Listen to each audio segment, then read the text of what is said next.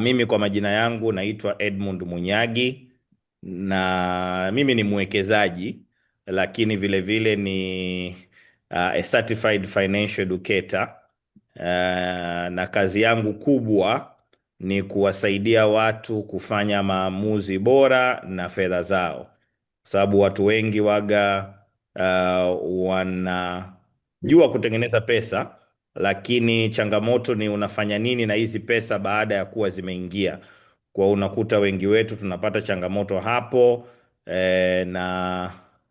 Na unaweza ukajikuta unaishi mpaka kipindi cha kustaafu, alafu kama hujavijua vitu vizuri unaweza ukajikuta kwamba unastaafu ukiwa na changamoto za kifedha. Wakati ulifanya kazi muda mrefu, ulikuwa na opportunities nyingi za kuweza kufanya maamuzi bora, labda hukuwahi kuwekeza na kadhalika. Kwa hiyo ni muhimu sana kwa kila mtu kuwa na elimu ya fedha ili aweze kuhakikisha kwamba ana maximize kwenye zile fursa ambazo zipo. Fursa zenyewe ni kama hizi ambazo leo hii tutaziongelea, na mimi nimepewa nafasi ya kwanza kuelezea hisa ni nini. Najua kuna mengine pia nitayaongezea kidogo, lakini basically tunavyozungumzia hisa tunazungumzia umiliki wako wa kampuni. Unaweza ukaimiliki kampuni kwa kuianzisha wewe mwenyewe au kwa kununua hisa kwenye kampuni ambayo tayari imeanzishwa. Na mimi nakumbuka wakati nimeanza kazi, nimemaliza chuo, nilipata bahati ya kujua kidogo juu ya hisa na nikanunua hisa za mojawapo ya makampuni. Ilikuwa ni nje ya nchi, kwa hiyo nilinunua hisa huko nikiwa huko huko, na zilikuwa kwa asilimia kama 45 hivi, lakini sikuuza. Baadaye zikaja zikashuka mpaka pale nilipokuwa nimenunua. Sasa kwa sababu ilikuwa nalazimika kurudi nyumbani, nilikuwa sina nafasi ya kusema niziache kule ziendelee kukua, labda nitakuja kuuza huko mbeleni. Kwa hiyo nikalazimika kuuza, na kile kitendo mimi kilinipa changamoto kidogo, kiasi kwamba nilifanya maamuzi ya kwamba sitawekeza tena kwenye hisa mpaka pale nitakapokuwa na hela ya kuchezea. Hayo ndo maneno niliyojiambia mimi mwenyewe, lakini baadaye nikaja nikagundua kwamba nilifanya vile au nilipata ile experience kwa sababu mimi sikuwa na uelewa juu ya soko la hisa. Nilinunua tu kwa hisia. Kwa hiyo ndio maana session kama hizi zinafanyika, ili kumsaidia mtu yoyote yule ambaye anataka kupata manufaa kupitia uwekezaji, haswa kwenye soko la hisa, awe na maarifa sahihi ambayo yatamsaidia yeye kuweza kupata manufaa kwenye uwekezaji wake. Kwa hiyo baadaye nilipokuja kujifunza ndio nilipogundua kwamba au nilipojua kwamba tunavyowekeza kwenye hisa tunawekeza kwenye ile kampuni, ni kama vile tunavyoanzisha biashara. Kwa hiyo ukifikiria uwekezaji kwenye hisa kama biashara, unaweza ukajikuta unafanya maamuzi sahihi zaidi. Kwa hiyo ukinunua hisa na wewe ni mmiliki wa ile kampuni, na ni vizuri zaidi kama unaamua kuwekeza kwenye hisa ukawa una mtazamo wa muda mrefu. Usiwekeze kwenye hisa ukiwa na mtazamo wa muda mfupi. Naelewa wapo watu ambao wanafanya tunaita trading, yani ananunua hisa, ana target bei ikiwa chini, and then ana target kuja kuiuza pale bei itakapokuwa imepanda ili apate faida. Wale tunawaita traders. Lakini ili uweze kunufaika vizuri zaidi, ni muhimu ukawa pia una mtazamo wa muda mrefu na uweze kumiliki hisa kwa muda mrefu. Na unavyomiliki hisa, ile inakuwa ni sehemu ya umiliki wako na itakupa faida ambazo tutaziangalia hapo baadaye kidogo. Sasa tukija kwenye soko letu la hisa hapa Dar es Salaam, makampuni yako mengi. Hapa kwenye skrini yangu yako baadhi ya makampuni, na juzi nilikuwa nimeenda kufundisha pale Vodacom, na nikawa nawaambia kama nyie mnafanya kazi, wale wafanyakazi wa pale, kama mnafanya kazi hapa, kampuni inafanya vizuri, mnaona mnalipwa bonuses, mnatumia huduma za kampuni yenu, kwa nini msiwaze pia kumiliki hisa za kampuni? Kwa sababu unavyomiliki hizi hisa za haya makampuni, maana yake sehemu ya faida ambayo wewe unaingizia hiyo kampuni inarudi kwako kwa njia mbalimbali. Inaweza karudi kama gawio, na labda unaweza ukapata manufaa kutokana na ukuaji wa thamani wa zile hisa. Kwa hiyo na wewe mbujiulize, ni kampuni gani ambazo zipo kwenye soko la hisa la Dar es Salaam ambazo wewe unatumia huduma zake au unatumia bidhaa ambazo hizo kampuni zinatengeneza. Kama umewahi kufanya ujenzi na unatamani kufanya ujenzi, maana yake umewahi kununua au utakuja kununua saruji au simenti. Kama wewe unatumia huduma za kibenki, kuna mabenki hapa ambayo umetumia huduma zake. Kama umesafiri kutumia usafiri wa anga, yapo makampuni hapa ambayo yanatoa huduma hiyo. Kwa hiyo cha msingi ni wewe kuangalia, na wale wa viti virefu sijawasahau, mpo hapa. Kwa wale ambao tunapenda kukaa kwenye viti virefu, yapo makampuni hapa ambayo yako kule. Kwa hiyo wewe badala kupeleka tu pesa kule kila wakati, basi tuombe na wewe pia uweze kuwekeza ili mapato yarudi kwako pia kupitia njia mbalimbali. Sasa ili uweze kunufaika, na haya ni manufaa ya kununua hisa nzuri. Angalizo, sio kila hisa inaweza kukupa faida. Ndio maana kuna umuhimu sana wa wewe kuhakikisha kwamba unapata elimu ya kutosha ili iweze kukusaidia wewe kufanya maamuzi sahihi ya kununua hisa au ya kuwekeza. Sasa ukiwekeza kwenye hisa nzuri, na mimi nashukuru Mungu baada ya kurudi tena kujifunza tangu mwaka 2021 nilipojifunza kutoka kwa mwalimu wangu Emilian Busara, alinifundisha na ikanisaidia kupata skills ambazo zimenifanya niweze kufanya maamuzi ambayo ni sahihi. Okay? Imenisaidia mimi kuweza kufanya maamuzi ambayo ni sahihi. Na hii imenifanya niweze kununua hisa nzuri. Ukiwa na hisa nzuri utapata faida ya kwanza ya ukuaji wa thamani. Unaweza ukanunua hisa kwa bei ya chini, ukaja ukauza kwa bei ya juu, ukapata ile faida. Na hilo ndio mojawapo la malengo ya uwekezaji. Lakini vile vile hisa nzuri au hisa ya kampuni nzuri itakupatia gawio. Na hisa ni sehemu ya umiliki kama vile nilivyosema hapo awali. Na kumiliki hisa kunaweza kukakupa faida au ikakupa advantage kwenye masuala ya kodi. Mfano, mimi nikilipwa gawio nachajiwa 5% ya withholding tax. Lakini ukiwa unamiliki kampuni utachajiwa corporate tax ya 30%. Okay? Lakini vile vile ukiwa kazini unajua kiwango cha kodi ambacho unachajiwa. Naweza nikatumia hisa zangu kama dhamana ya kupata mkopo kwenye benki. Lakini hisa pia ni liquid asset. Yaani naweza kuuza hisa zangu kwa haraka sana.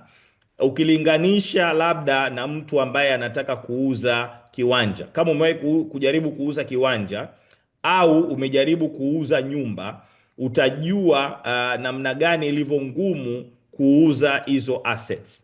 Lakini hisa unaweza ukauza chap chap.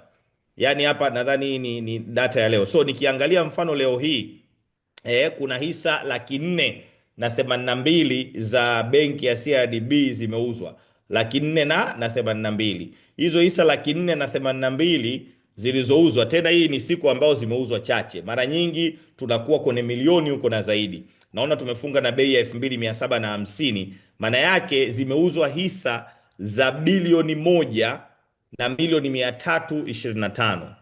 Maana yake kama na mimi nilikuwa na hisa zangu za milioni 100 nataka kuuza za milioni 200, 300, 500 labda, unaweza kuta ningeweza kuziuza leo nikapata hela yangu. Lakini fikiria kama unataka kuuza property au nyumba ya milioni 500, itakuchukua muda gani kuweza kuiuza? Na kadri ukubwa au thamani ya hiyo nyumba unavyokuwa mkubwa, ndo unavyopunguza uwezekano wa watu kuweza kununua, kwa sababu ambao wana uwezo wanakuwa ni wachache zaidi. Kwa hiyo tunafurahia uwekezaji kwenye hisa kwa sababu hisa ni liquid asset. Lakini vile vile hisa ni affordable. Ukitaka kununua hisa unatakiwa kununua hisa 10 tu. za kampuni husika. Kwa hiyo tukiangalia, tuna makampuni kwenye soko la hisa, hisa zake zinauzwa kwa shilingi 450, yapo ambayo yanauzwa kwa 500, 700, 1000. Kwa hiyo ukiwa na pesa hata chini ya 10,000 unaweza ukanunua hisa kwenye soko la hisa. Lakini hisa pia ni divisible, yani inaweza kugawanyika kwenye vipande vidogo vidogo, sio hisa moja, lakini zile hisa unazozimiliki zinaweza zikagawanyika. Kwa hiyo unaweza ukaamua, bana, mimi ninamiliki labda hisa zangu 1000, sasa ninauza hisa zangu 100 na baki na 900. Tofauti na kama unamiliki nyumba yako moja, ukitaka kuuza uwezi ukasema nauza sebure alafu nabakisha sehemu zingine. Alafu hisa ni asset ambayo haionekani, invisible asset, kwamba ukiwa unamiliki hisa sio rahisi watu wajue kwamba unamiliki hizo hisa. Kuna watu ambao labda wangejulikana umiliki wao, thamani yao kwenye hisa, unaweza kukuta ameshatekwa hivyo, au ndugu wamejipanga hapo wanakuja kuomba misaada. Lakini unavyokuwa na nyumba, unavyokuwa na magari au assets zingine zinazoonekana, ni rahisi sana kwa watu kuja kukuomba pesa ili uweze kuwapa msaada. Lakini pia sometimes inaweza kukuletea hatari kutokana na watu kuhisi kwamba wanaweza wakapata kitu kutoka kwako. Lakini hisa, sijui hata nani anaweza akajua kwamba huyu jamaa ana hisa kiasi fulani. Lakini sasa of course faida ziko nyingi, hizo nimezigusia chache. Mojawapo ya faida ambayo mimi naipenda sana kuiongelea ni faida ya kwanza, ambayo ni ukuaji wa thamani. Ukiangalia kwenye soko letu la hisa, kampuni nyingi sana zimekuwa thamani, na hizi ni data za nyuma kidogo, sio leo. Kwa hiyo usishangae ukiona kuna numbers haziko kama zilivyo leo, lakini haziko mbali sana na hizi numbers ambazo ziko hapa kwenye screen, data za leo. Na watu wengi waga wakiongelea soko la hisa wanaongelea the risk part. Yes, risk ipo. Kama utanunua hisa ya kampuni ambayo sio nzuri, unaweza ukajikuta umepata hasara, na hasara au faida hautaipata mpaka pale utakapouza.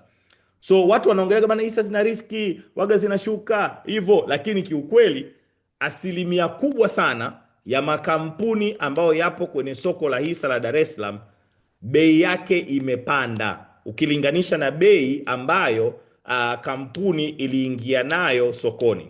By the way, naomba niwaelezee kitu kidogo, kwa sababu kuna vitu ambavyo watu waga wanachanganya. I hope muda wangu utanitosha. Lakini tunavyoongelea kampuni kuuza hisa kwenye soko la hisa, waga zinauza kwenye kipindi kile cha awali, ambapo kampuni itakusanya pesa kutoka kwa wale wawekezaji wa awali, na kile kipindi tunakiita initial public offering, IPO. Kwa ukisikia neno IPO, maana yake ni initial public offering. Kipindi hicho kampuni waga ina raise mtaji kutoka kwa wawekezaji ili iweze kukuza biashara yake, kuendeleza biashara wanaoifanya, kuleta labda product mpya na kadhalika. Kwa hiyo kile kipindi kampuni ndio itapokea pesa kutoka kwa wawekezaji. Tukitoka kwenye kile kipindi cha awali, tunaingia kwenye soko la upili, okay, au tunaita secondary market, ambao sasa hapa ndio DSC anapoingia proper. Hapa ni kwamba wale wamiliki wa hisa walionunua hisa kwenye kipindi cha awali, wakitaka kuuza hisa zao wataziuza kwenye soko hili la pili, secondary market, ambao ni DSC. Na huku DSC atakutana na wawekezaji wengine ambao wanataka kununua. Sasa basi, watu watataka kununua hisa za kampuni watakavyoona kwamba ile kampuni inafanya vizuri, ina mwenendo mzuri, labda inatengeneza faida. Wakiona kama kuna potential nzuri huko mbele, watataka kununua. Na wale ambao wanazimiliki wanaweza wakaamua kuuza ili wapate pesa, au wanaweza wakaamua kuuza kwa sababu labda wameona kampuni haifanyi vizuri, aoni kwamba labda kuna future na kadhalika. Kwa hiyo kile kitendo cha watu kuwa wanataka kununua na kuuza kitaanza kuaffect bei ya hisa ya kampuni husika. Kwa kama kampuni inafanya vibaya, maana yake wanaotaka kununua watakuwa wachache, wanaotaka kuuza watakuwa wengi, na hapo sasa ile forces za kiuchumi zita dictate kwamba bei itashuka, kwa sababu supply ni kubwa kuliko demand ilivyo. Kwa hiyo bei utakuta inashuka. Kitu kipo kwa wingi, lakini hamna wanaotaka kukinunua. Supply kubwa, demand ni ndogo. Kama kampuni inafanya vizuri, demand inaongezeka kwa sababu wale wanaokuwa wanataka kununua wanakuwa ni wengi, lakini supply inashuka kwa sababu wale wanaotaka kuuza wanakuwa ni wachache. Kwa hiyo tunavyo trade kwenye soko la hisa la Dar es Salaam ni sisi wawekezaji ambao tunabadilishana pesa na umiliki. Kwa hiyo ni muhimu kulitambua hilo. Kwa hiyo makampuni yamekuwa yakifanya vizuri, yamekuwa yakiendelea kukua, tumeona hizi growth. Mimi nimeanza kuwekeza mwaka 2021 wakati hisa ziko chini. Kama unaona CRDB ilikuwa iko kwenye 250, sasa hivi tunaongelea 2700. NMB nakumbuka ilikuwa kama 1000 na kitu, sasa hivi tunaongelea 1014. Na inaendelea kupanda, ilishafika mpaka 1015, na hiyo ni ndani ya miaka mitano tu, lakini hatujui mbele kutakuwaje. Cha msingi tuwe tayari kuwekeza kwa muda mrefu. Sehemu nilikuwa nataka kuiongelea pia ni dividend. Dividend ni sehemu ya faida ambayo kampuni wanakuwa wametengeneza. Na dividend sio kitu cha uhakika, na hapa ndo watu wengi tunapendaga wafahamu, kwa sababu bana kampuni haijalipa dividend. Kampuni italipa dividend kama imetengeneza faida. Kama haijatengeneza faida, haitalipa dividend. Na dividend inaweza kaja in terms of cash, ukapewa hela, inaweza kaja in terms of shares, inaweza kaja kwenye form zote mbili. Kuna makampuni yanalipa mara moja, kuna makampuni yanalipa mara mbili kwa mwaka. Kwenye soko letu, tukitoka nje ya Tanzania, yapo makampuni yanalipa mpaka mara 4 kwa mwaka. Inawezekana kuna wengine huko wanalipa labda hata monthly au zaidi ya mara 4. Kwa hiyo dividend ni sehemu ya faida ambayo kampuni ina share na wanahisa wake, na ni muhimu kujua sera za gawio za kila kampuni, especially zile kampuni ambazo unaziwekeza. Mfano DSC kama kampuni, sera yake ni kutoa 70% ya gawio, yani 70% ya faida kama gawio.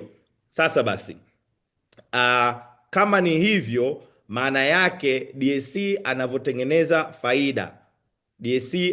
faida. Naona hapa kuna mtu anasema Istina Matthew aache kushare screen. Sijajua anamaanisha nini. Let me see. Au Davis, unaweza kanisaidia? Okay, sawa, lakini tunaona screen yako. Unaona screen yangu Kama unaona screen yangu basi all is good. All is good. Sawa.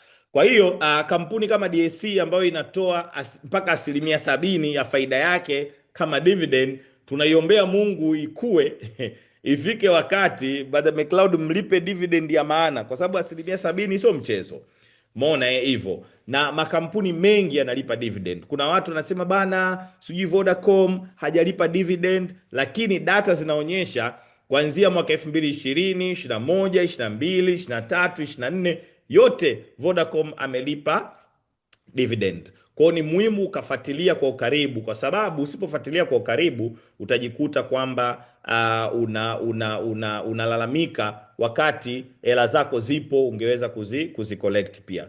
Lakini niwaambie tu kitu kimoja, kabla tujawekeza kwenye hisa, waga tunafanya utafiti wetu, tunaangalia kampuni inavyoperform, management yake, bidhaa, huduma wanazo offer, na kadhalika. Alafu tunakuja tunapiga mahesabu ili tuhakikishe kwamba tunafanya maamuzi ambayo ni sahihi. Na siku hizi kuwekeza ni rahisi sana.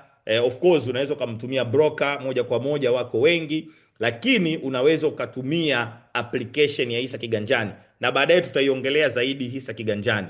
Mimi naipenda sana kwa sababu imenisaidia sana kwenye uwekezaji wangu. Ila sasa kwenye soko la hisa kuna bidhaa zingine ambazo zinaweza zikawepo na zitakuja nyingine nyingi zaidi, lakini sasa hivi tuna bidhaa zinaitwa ETFs. Zile ETFs kwa kifupi, wengi wetu tunafahamu juu ya mifuko ya uwekezaji wa pamoja. Kwa hiyo tunavyoongelea ETF, tunaongelea ni mfuko wa uwekezaji wa pamoja ambao unawekeza kwenye hisa, lakini vipande vyake vile vinauzika na kununulika kupitia soko la hisa la Dar es Salaam. Ndio maana tunaziita ETF. Kirefu cha ETF ni Exchange Traded Funds. Zinaweza zikawa na assets nyingi nyingi, lakini kwa sasa hivi zote zilikuwa nazo zina hisa ndani yake. Kwa ukitaka kutrack performance ya ETF ni muhimu ukafahamu makampuni ambayo yapo ndani ya ile ETF ili iweze kukusaidia wewe kufanya maamuzi ambayo ni sahihi. Sio ETF zote zitalipa gawio, kwa sababu kuna ETF zingine ambazo yale magawio yakija wana reinvest, na ile kureinvest itakuza ile thamani ya ile ETF, na wewe kama mwekezaji ukitaka kuwithdraw hela itabidi uuze sehemu ya vipande vyako ili uweze kupata ile faida. Kwa ni muhimu sana kuzifahamu hizi ETF ili tuweze kufanya maamuzi sahihi kwenye uwekezaji. Brother McLeod, nadhani ni pause hapo. Nimeshaongea nadhani dakika 20 na kitu hivi. Ni pause hapo, nikurudishie wewe kwa ajili ya labda Davis aendelee, alafu baadaye tutaendelea kuelekezana zaidi. Asante.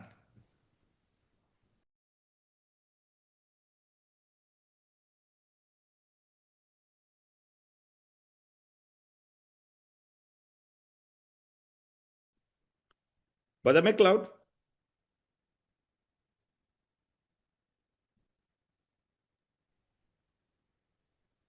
Au Davis. Asante, koja nimtafute McLeod hapa tupe mwelekeo. Yes.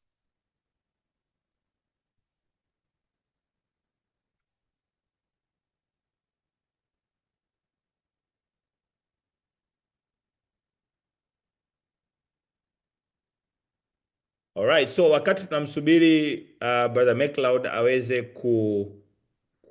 kuendeleza hapa, ni muhimu sana wakati unawekeza kwenye soko la hisa kujua kwamba sio kila kipindi okay, naona Justina Matthew.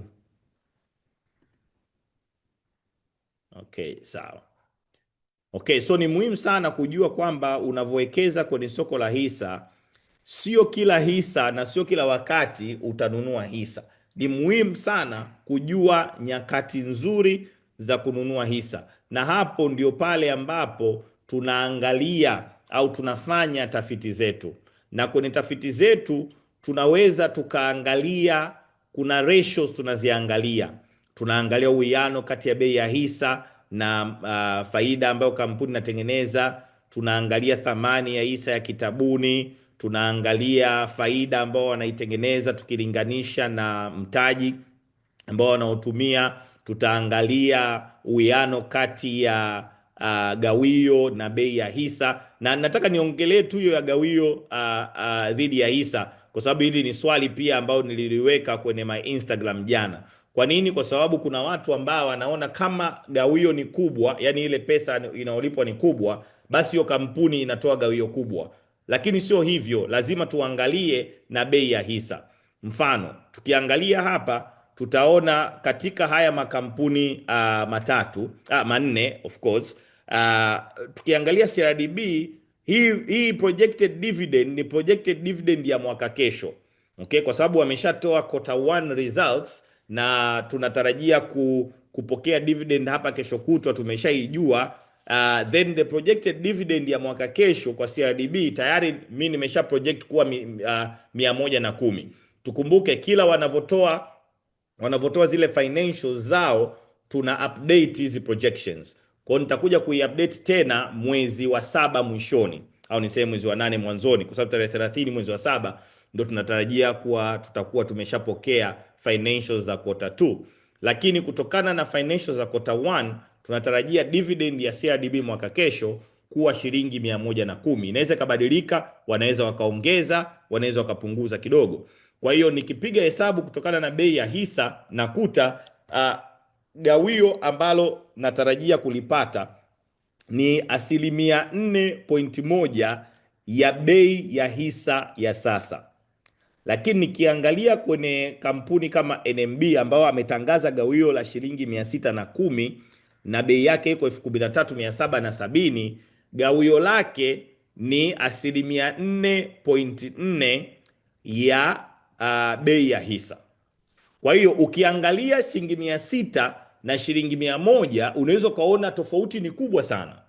Lakini ukija ukifanya dividend yield, ukatafuta dividend yield, utagundua kwamba difference ni ndogo, na saa zingine unaweza ukakuta yule ambaye analipa dividend kiwango kikubwa yield yake ni ndogo kuliko yule anayelipa kidogo. Mfano kama NMB angelipa sawa na sera yake, asingelipa lile gawio la ziada special dividend, angelipa tu ile 504, ungekuta dividend yield yake labda ni ndogo kuliko hii ambayo tunaiona hivi sasa. Kwa ni muhimu sana kutambua hilo kabla hujafanya maamuzi. Kama aim yako ni kupata gawio, then hakikisha kwamba gawio lako unalipigia hesabu vizuri kutokana na bei ya hisa ilivyo. Brother McLeod, umesharudi? Yes, nimerudi. Okay. Edmund, naomba Karibu tuendelee. sana. Asante kwa kutupeleka hadi kwenye dividend yield. Naona kuna maswali mengi yatakuja baadaye, of course nitakusomea. Kuna watu wanataka waelewe zaidi hapo. Ngoja nimruhusu Davis kwa dakika 10 mpaka 15 atupitishe kwenye hisa kiganjani, then tutarudi kwa ajili ya maswali na kuaddress hiyo dividend yield kwa undani zaidi. Davis, na kuruhusu, karibu.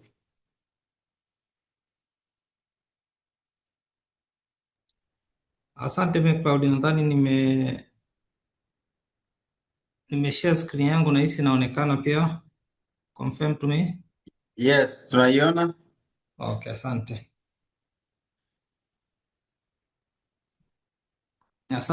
Asante McCloud kwa kunikaribisha, lakini vile vile nimshukuru sana ndugu yangu Mnyagi ambaye ametupa somo zuri sana kwa hizi dakika takriban 20 mpaka 30, na nimeona watu wengi wana kiu, maswali ni mengi. Hata mimi mwenyewe nilijisahau kwamba pia ni mwasilishaji. Nilikuwa nafurahia namna Mnyagi anavyoflow na kutupa maarifa adimu. Normally huwa tunapenda tunapenda flow iwe kama hivi, kwamba anaanza mtu kueleza maana ya hisa ni nini, faida zake, namna ya kufaidika, namna ya kufanya uamuzi na vitu vya namna hiyo. Alafu baadaye nakuja mimi angalau kueleza sasa, baada ya kuwa umeshaelezwa hizo faida zote na nini, na unaanzaje sasa kujiengage na soko la hisa, au unaanzaje kufanya uwekezaji kupitia soko la hisa.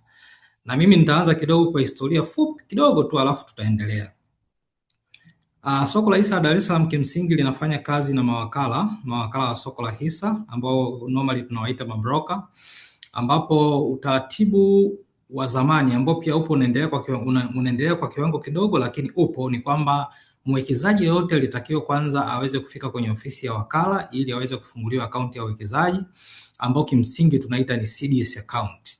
Na baada ya kufunguliwa akaunti ya uwekezaji ambayo ni CDS account, then anaweza kuendelea na process za kuweka order, ambako inabidi umweleze broker unahitaji share gani, unahitaji kuwekeza share kiasi gani, atakwambia bei yake, atakupa kiwango ambacho unatakiwa uende ka deposit bank kwa ajili ya yeye sasa kuweza kukufanyia manunuzi ya hisa. Kwa hiyo ni kwamba ilikuwa broker ndo alikuwa anachukua taarifa zako taarifa zako kwa maana ya order yako na kwenda kuweka order katika mifumo ya soko la hisa Dar es Salaam, na hivyo anamwezesha mtu whether kama anapata shares au kama anaweza kuuza, alikuwa anaweza kuuza kwa staili hiyo. Lakini utaratibu huo ulikuwa kidogo ni utaratibu ambao ulikuwa unawatenga watu wengi, kwa maana ya kwamba watu wengi pengine walikuwa wanakosa muda wa kwenda kwenye ofisi za mawakala. Lakini wengine pengine wanataka kuwekeza kidogo, lakini pia kuna gharama za kumfikia wakala. Lakini vile vile kuna wengine ambao walikuwa mbali kabisa mikoani, ambako kwa bahati mbaya sana mawakala wengi wamekuwa kwa miaka mingi wako Dar es Salaam, na pengine kwa sasa ndio kidogo kuna broker, nadhani kuna broker wachache wameanza sasa kufungua ofisi mikoani, lakini kulikuwa hakuna ofisi mikoani na watu wote walikuwa wanalazimika kuja kwenye ofisi za mabroker. Kwa hiyo ilikuwa ni wawekezaji walikuwa ni wachache na uongezekaji wao ulikuwa kidogo ni wa changamoto. Kwa hiyo sisi kama soko la hisa tukaona hapana, kuna haja ya kutafuta utaratibu ambao utawafanya Watanzania waweze kulifikia soko kwa urahisi zaidi, na utaratibu ulikuwa ni wazi tu kwamba lazima tuweze kutumia teknolojia ili tuweze kuwafikia Watanzania kwanza kwa wingi, kwa upana zaidi, lakini vile vile kwa uharaka. Kwa hiyo kulikuwa kuna haja ya kutumia teknolojia kwa ajili ya kuhakikisha kwamba tunawafikia Watanzania kwa wingi. Na ukiangalia mimi kichwa cha habari cha slide yangu hapo nimeandika kwamba how technology is democratizing DSC. Kwa hiyo ni kama vile tunajaribu kuidemocratize DSC ili iweze kupatikana popote muda wote na vile vile kwa njia ambayo ni rahisi. Kwa sisi kama DSC tukaja na platform ambayo tunaita DSC Hisa Ganjani, au kwa Kiingereza tunasema DSC mobile trading platform, ambayo kimsingi inapatikana katika platform zetu kama iOS pamoja na Play Store, ambako unaweza ukaidownload kwa jina hilo la DSC Hisa Ganjani au DSC mobile trading platform, na ukaweza kuinstall na immediately ukaanza kujiregister na kufanya uwekezaji. Kwa hiyo baada ya kutoa historia ndogo, hayo ndio yalikuwa malengo. Brother Davis, unaweza ukaweka slides zako kwenye slideshow? Oh, okay.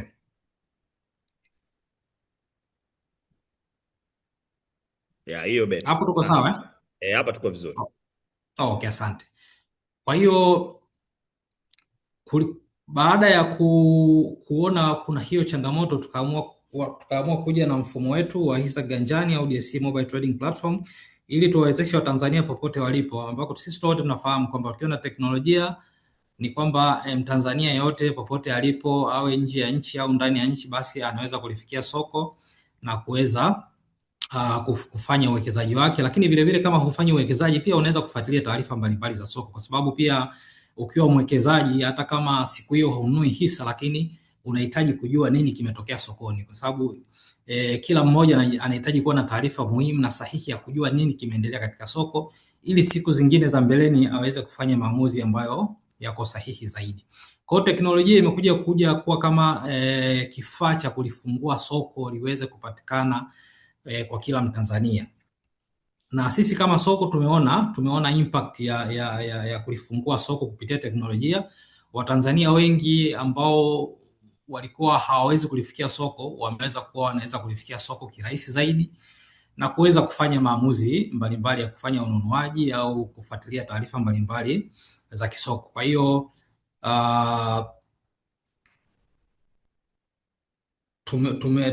tumeweza kushuhudia namna ambavyo pia wawekezaji wameweza kuongezeka kwa kiwango kikubwa, lakini ni kwa sababu ya uwepo wa teknolojia.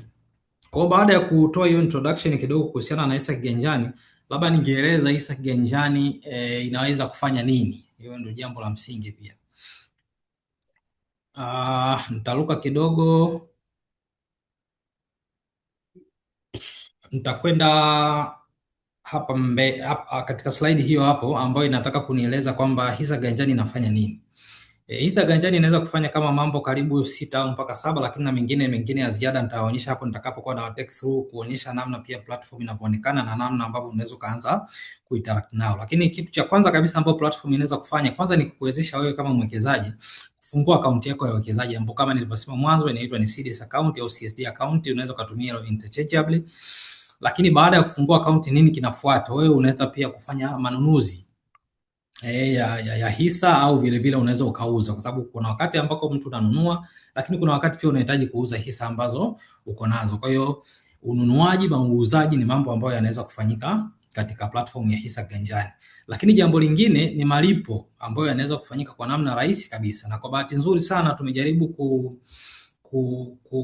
kutumia njia za malipo ambazo ni popular sana kwa Watanzania. Kwa mfano, unaweza kulipa kutumia control number, lakini unaweza kuilipa kutumia mobile money, iwe ni Airtel, iwe ni Vodacom, iwe ni Halotel, iwe ni Mixx by Yas. Kwa unaweza kufanya malipo. Kwa unaweza kaona ni namna rahisi sana ya kufanya malipo, ukitofautisha na ule utaratibu wa zamani ambako utakiwa uende benki, uende kwa deposit fedha benki, alafu upewe receipt ndio uende ukamuonyeshe wakala ili aweze kujua kwamba kweli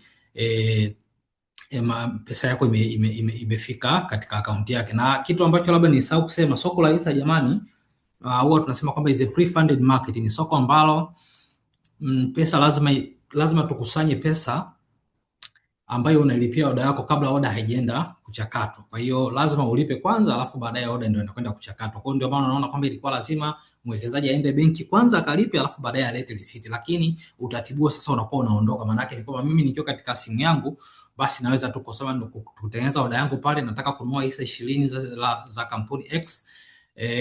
Nataka kununua kila hisa bei yake labda ni shilingi 500. Kwa hiyo utapata kiasi cha kulipa pale, tutajumlisha automatic na zile fees ambazo unatakiwa kulipa, then baada ya hapo utalipa tu control number kutumia malipo ya serikali. Uzuri control number siku hizi ni kwamba control number zinazotumika hapa ni zile control number za platform ya serikali GPG. Kwa hiyo kulipa unaenda katika namna ya kulipa yale malipo ya serikali, then unaweza kuilipa hiyo control number na malipo yako yakawa yamefanyika vizuri na oda yako ikaenda kuchakatwa. Lakini pia katika hisa ganjani unaweza kuangalia balance ya uwekezaji wako. Mimi nina share ngapi? Nimekuwa nikinunua, lakini je, mpaka sasa hivi uwekezaji wangu ni kiasi gani? Portfolio yangu inasemaje? Thamani ya uwekezaji wangu ikoje? Kwa sababu unaweza kuangalia pia mpaka thamani ya uwekezaji wako kwamba je, jinsi bei za hisa zinavyobadilika kupanda na kushuka, je, thamani ya uwekezaji wako nayo inapanda au inashuka kwa kiasi gani? Kwa hiyo ni taarifa ambazo unaweza kuwa nazo katika kiganja cha mkono wako na ukao unaangalia.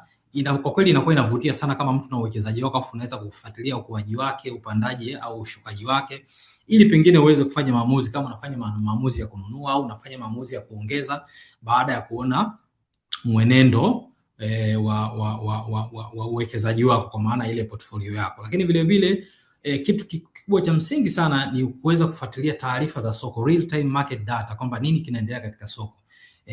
Ni share zipi zinauzika labda kwa kiwango kikubwa au zimeuzika kwa kiasi gani? Je, au mimi nataka kununua zilizopo, upande wa kuuza wanauza kwa bei gani, na kiasi cha share zinazouzwa ni kiasi gani kwa bei fulani. Kwa hizo taarifa ni taarifa zote ambazo zinamsaidia mtu kuweza kufanya maamuzi. Nadhani hata nikimsikia hapa Mnyagi pia amekuwa akisisitiza kwamba tuwe na taarifa ili tuweze kufanya uwekezaji, yani uwekeza katika kitu unachokijua. Kwa hiyo taarifa ni pamoja pia na kujua kwamba je, katika soko hali halisi ikoje siku ya leo, dynamics za soko zikoje, maamuzi yangu nayafanya kwa staili gani. Kwa hiyo hiyo ni jambo kubwa sana. Kwa hata kama umeingia, hata kama ununui, lakini unaweza kuangalia taarifa za soko, ukafuatilia uwekezaji wako, ukajua leo hali ya soko ilikuwaje. Siku zote mwekezaji bora ni yule mwekezaji ambaye ana taarifa nini kinachoendelea kila siku ya Mungu katika uwekezaji wake na vile katika soko la hisa. Kwa hiyo hisa ganjani inakupa hiyo nafasi ya wewe kuwa unafuatilia taarifa za soko. Lakini kitu kingine ni kuweza kufuatilia oda yako, kwa maana hali ya oda yako ikoje. Nimeweka oda leo, status yake ikoje? Je, imefanikiwa au haijafanikiwa? Iko successful au bado inasubiri? Kwa sababu mtu unapofanya uwekezaji katika soko na kwa sababu soko letu la hisa ni mnada, na ile nadhani ilieleweke vizuri sana kwamba soko la hisa ni mnada. Kwa hiyo inapokuwa mnada, sio kila unapoweka oda basi immediately utapata share kwa muda. Kuna wakati unaweza kuweka oda wewe ili wale wauzaji waone oda yako ili waweze kuamua kama wanaweza kuuza kwa bei yako au la. Kwa hiyo ni mnada kama minada mingine. Kwa hiyo hilo lieleweke kwamba sio kila unaposema kwamba nanunua hisa na sio kila ukilipa umenunua hisa. Nadhani pia hiyo tuelewane vizuri kwamba unaweza ukalipa lakini ukawa bado hujapata zile hisa. Unalipa lakini swala la kwenda kuchakatwa ni swala la baadaye ambalo litatuonyesha kwamba baada ya kuchakatwa ndo tutajua kwamba umepata shares au hujapata au unasubiri.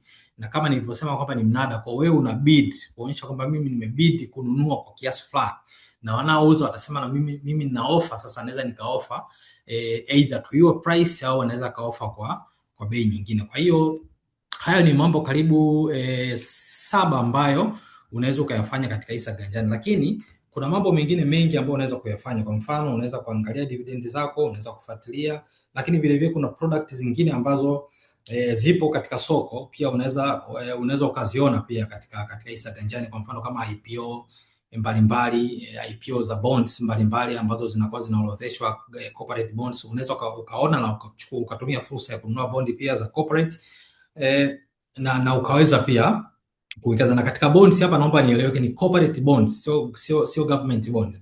Government bond sasa hivi bado hazijaweza kuonekana kwenye hisa ganjani, lakini hayo ni matazamio ya baadaye ambako tunaamini kwamba tukiendelea kuboresha basi hata bonds za serikali pia zinaweza zikawa zinaonekana na inaweza zikanunulika pia. Kwa hapa tunazungumzia kwa maana ya kwamba watu kuweza kununua IPO lakini katika bondi hizo za corporate, kwa maana ya bondi za makampuni. Sasa nini ambacho mtu unahitajika kukifanya? Kwanza mambo makubwa 4 ambayo naweza nikaelezea hapa ambayo mwekezaji atatakiwa kuyafanya Kwanza ni kuwa na CDS account. Lakini ukiwa na CD, ni kufungua CDS account kwa sababu ni ndio takwa ambalo linakutaka uanze kuwekeza. Kwa hiyo kwanza, jambo la kwanza ni kufungua CDS account, lakini ili uweze kufungua CDS account inabidi uwe na NIDA namba kwa maana ya kwa ajili ya verification, lakini vile vile uwe na namba yako ya simu. Kwa hiyo ni mambo ya msingi. Kwa hiyo usipokuwa na NIDA, usipokuwa na namba ya simu kwa sasa, kwa system ya sasa hivi hisa ganjani, nadhani inaweza ikakuwa vigumu kuweza kufanya uwekezaji kupitia hisa ganjani. Lakini vile vile utahitajika kuongeza additional information za kwako wewe ambazo tutahitaji kujua, labda account yako ya benki, box namba yako ni ipi, na personal information ambazo zitakusaidia kufanya huo muamala wako uweze kwenda vizuri, lakini vile vile uweze kukamilika. Lakini hata post trading pia tujue tunakupataje au tunakulipaje dividend. Kwa hiyo hizo ni taarifa ambazo tunazikusanya, lakini kitu kingine ambacho tutatakiwa kukichagua au kukichagua ni wakala ambaye utakuwa unafanya naye biashara. Kwa hiyo wakala pia utamchagua wakati unaendelea kufanya registration yako. Lakini jambo lingine, baada ya kuwa umeshajaza taarifa zako za ziada, lakini umechagua broker wako, utatakiwa kuanza utapata CDS account, lakini kitakachofuata baadaye ni kuanza sasa kufanya uwekezaji. Maana hapo umeshapata CDS account, kwa kuanza sasa kufanya uwekezaji, kwa maana sasa ya kununua ama kuuza na vitu vya namna hiyo.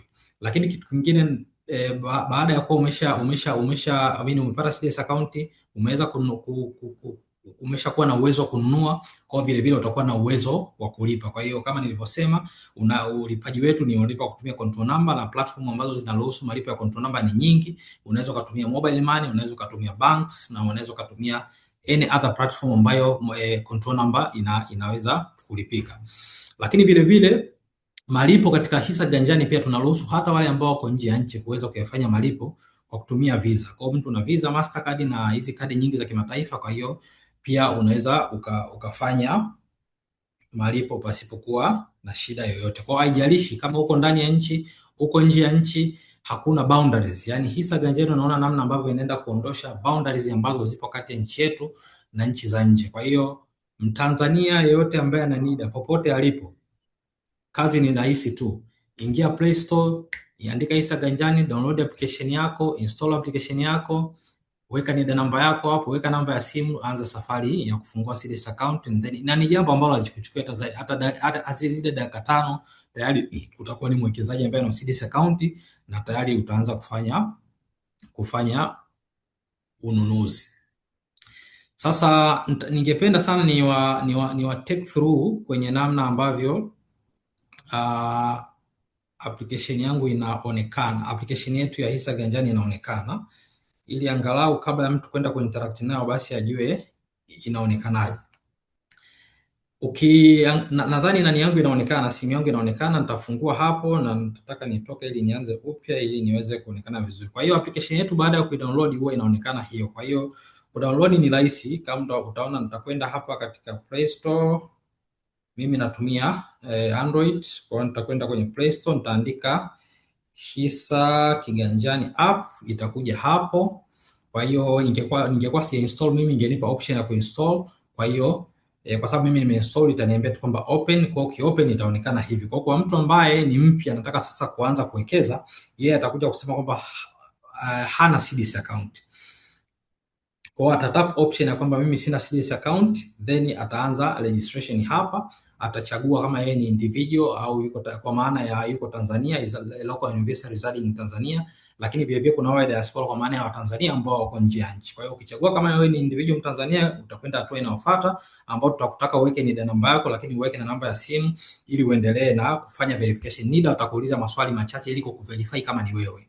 Na ukishakuwa umekuwa verified kwamba ni wewe, then utaendelea hatua chache mbele, then utapata CDS account yako. Kwa bahati mbaya sana nashindwa kuendelea kwa sababu NIDA namba yangu imeshatumika. Kwa hiyo hata nikianza utaratibu wa kuregister hapa, nitaambiwa NIDA namba yako imetumika. Lakini hii ndio namna ya kuanza registration.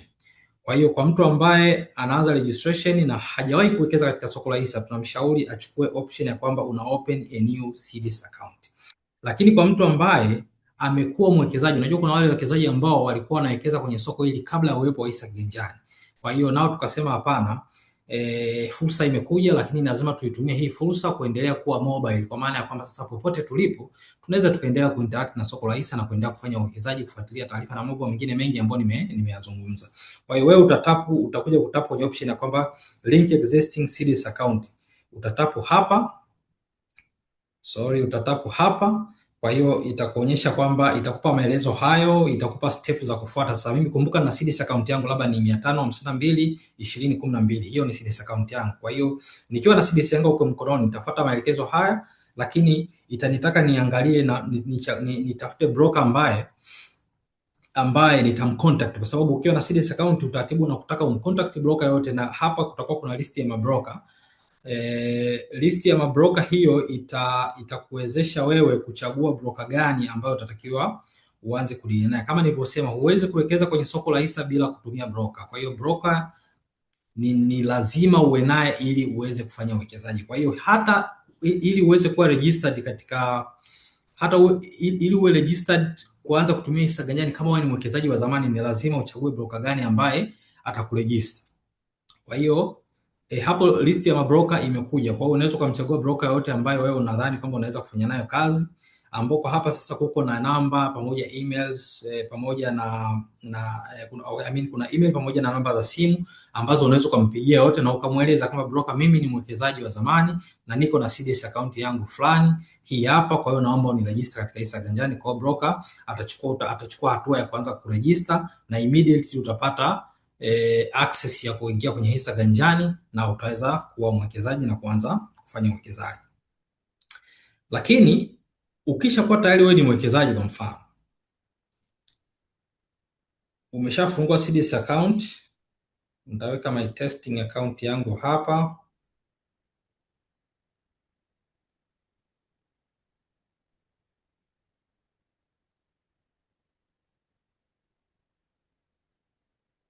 Nita sign in kama mwekezaji ambaye tayari nimeshakuwa na akaunti yangu, nimefungua, nimefanikiwa. Kwa huu ndio utakuwa muonekano sasa wa hisa kiganjani ndani.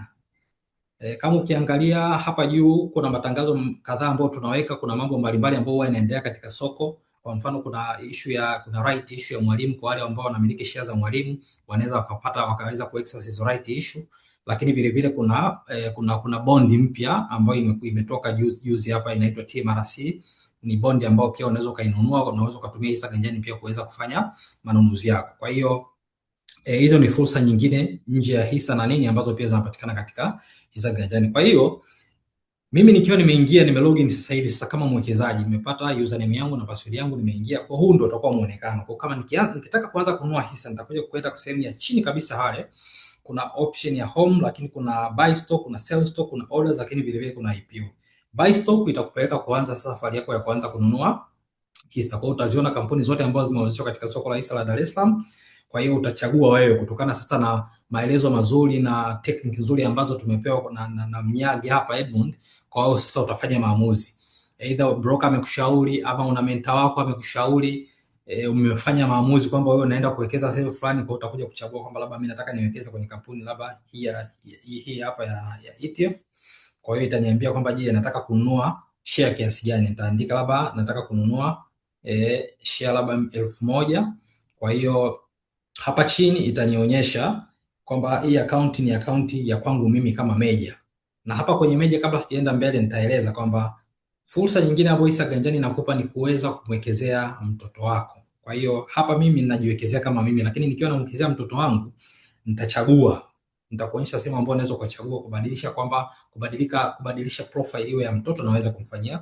Kwa hiyo habari nyingine njema nzuri ya hisa ganjani ni kwamba pia unaweza kumwekezea mtoto wako. Kwa hiyo nitakaposema place an order hapa, system itaniambia kwamba order yangu imekuwa placed successful na itakuwa imeonekana hapa kama unavyoiona. Lakini baada ya muda mchache utaona kuna control number sasa imekuja hapa, inaishia na 48 ukitizama kwenye order yangu niliyoweka hapa. Kwa hiyo hii control number inaniwezesha mimi kuweza sasa kulipa. Kwa hiyo nikicopy control number, kwa hiyo nitakwenda either ni kwenye application ya benki, au nitakwenda kwa wakala, ama nitakwenda kwenye simu yangu na nitalipa kwenye malipo ya serikali. Nitaweka control number, nitalipa na order yangu. Sasa nikishalipa itaniambia kwamba order hiyo imelipwa. Labda nitaonyesha mfano wa order iliyolipwa hapa. nitaonyesha oda zangu za nyuma. Oda zangu za nyuma, tutaona oda iliyolipwa itakavyokuwa inaonekana.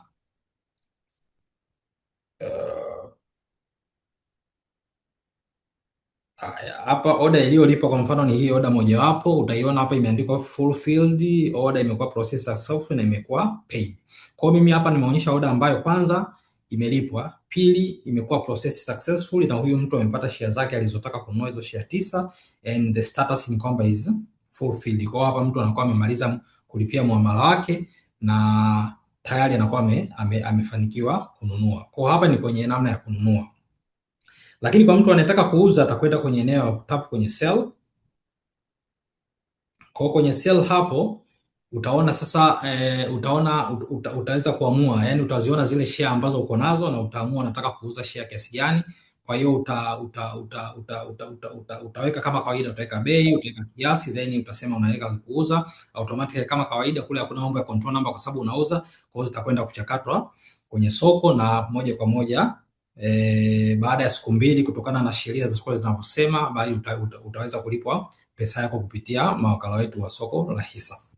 Kwa hiyo ni namna ya kuuza, lakini unaweza ukaziangalia oda zako hapa. Ukitaka kuona oda zangu nilizoweka na za kuuza pamoja na kununua, zote utaziona hapa. Hapa hakuna ya kuuza kwa sababu sijauza siku za karibuni, kwa hiyo huwezi kuiona, lakini hapa ni oda za kununua. Lakini vile vile unaweza ukatapu hapa kwenye option ya mwisho kama nilivyosema, kwa ajili ya kuangalia IPO ambazo zipo. Kama kuna IPO basi itakuwa listed hapa na unaweza ukaitap na kuweza kufanya uwekezaji.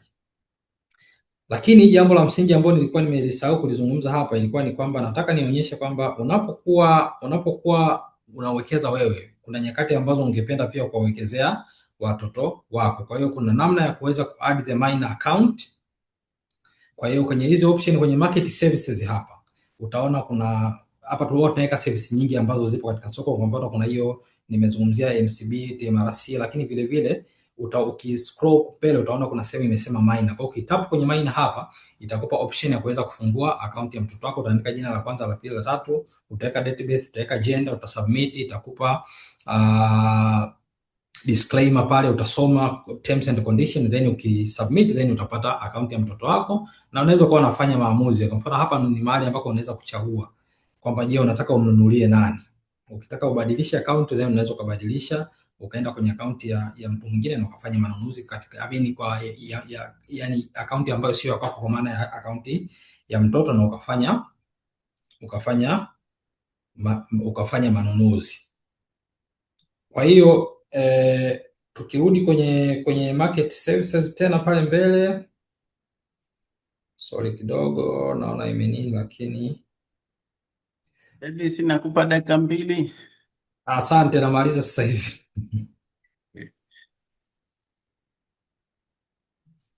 Okay, naona sijajua ni changamoto ya mtandao ya kuweza kunini, lakini nadhani kwa kiasi kikubwa nimeweza kushare namna platform inavyoonekana, lakini namna ambavyo unaweza kuinteract na platform, namna ya kuweza kufungua akaunti na namna ya kuweza kuanza kununua, kuuza. Kwa nadhani ni application rahisi sana. Nadhani watumiaji wengi wana hiyo testimony.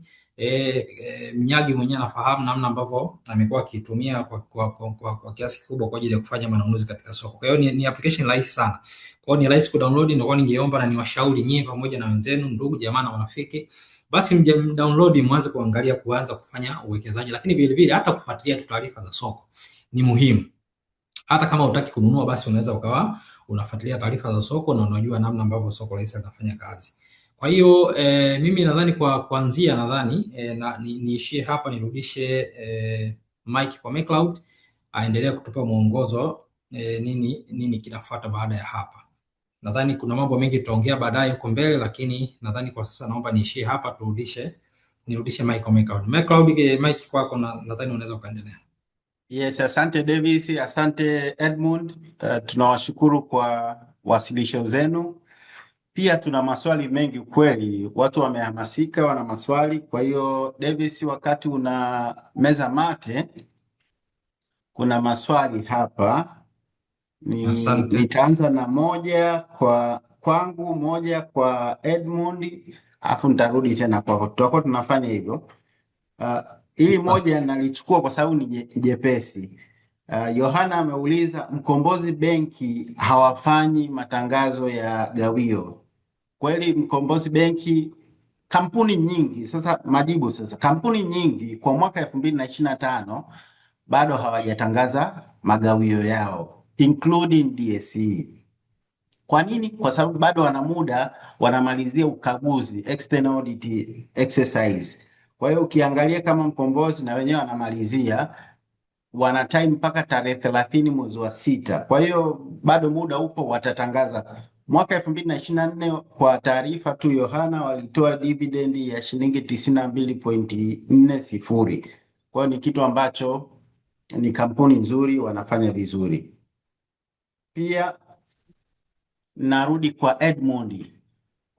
Pamoja na ulichowasilisha Edmund na Davis, naomba nikuulize, na swali la mwanachama mmoja nauliza, ni mafanikio gani ya DSE hisa kiganjani ambayo mwekezaji anaweza kujivunia au kunufaika nayo? Wale watumiaji, wewe umekuwa mtumiaji mzuri sana wa hisa kiganjani, unadhani kwa uzoefu wako na hisa kiganjani, kuna faida gani au kitu gani mtu anaweza akajivunia kutumia hisa kiganjani? Edmund, karibu. Asante.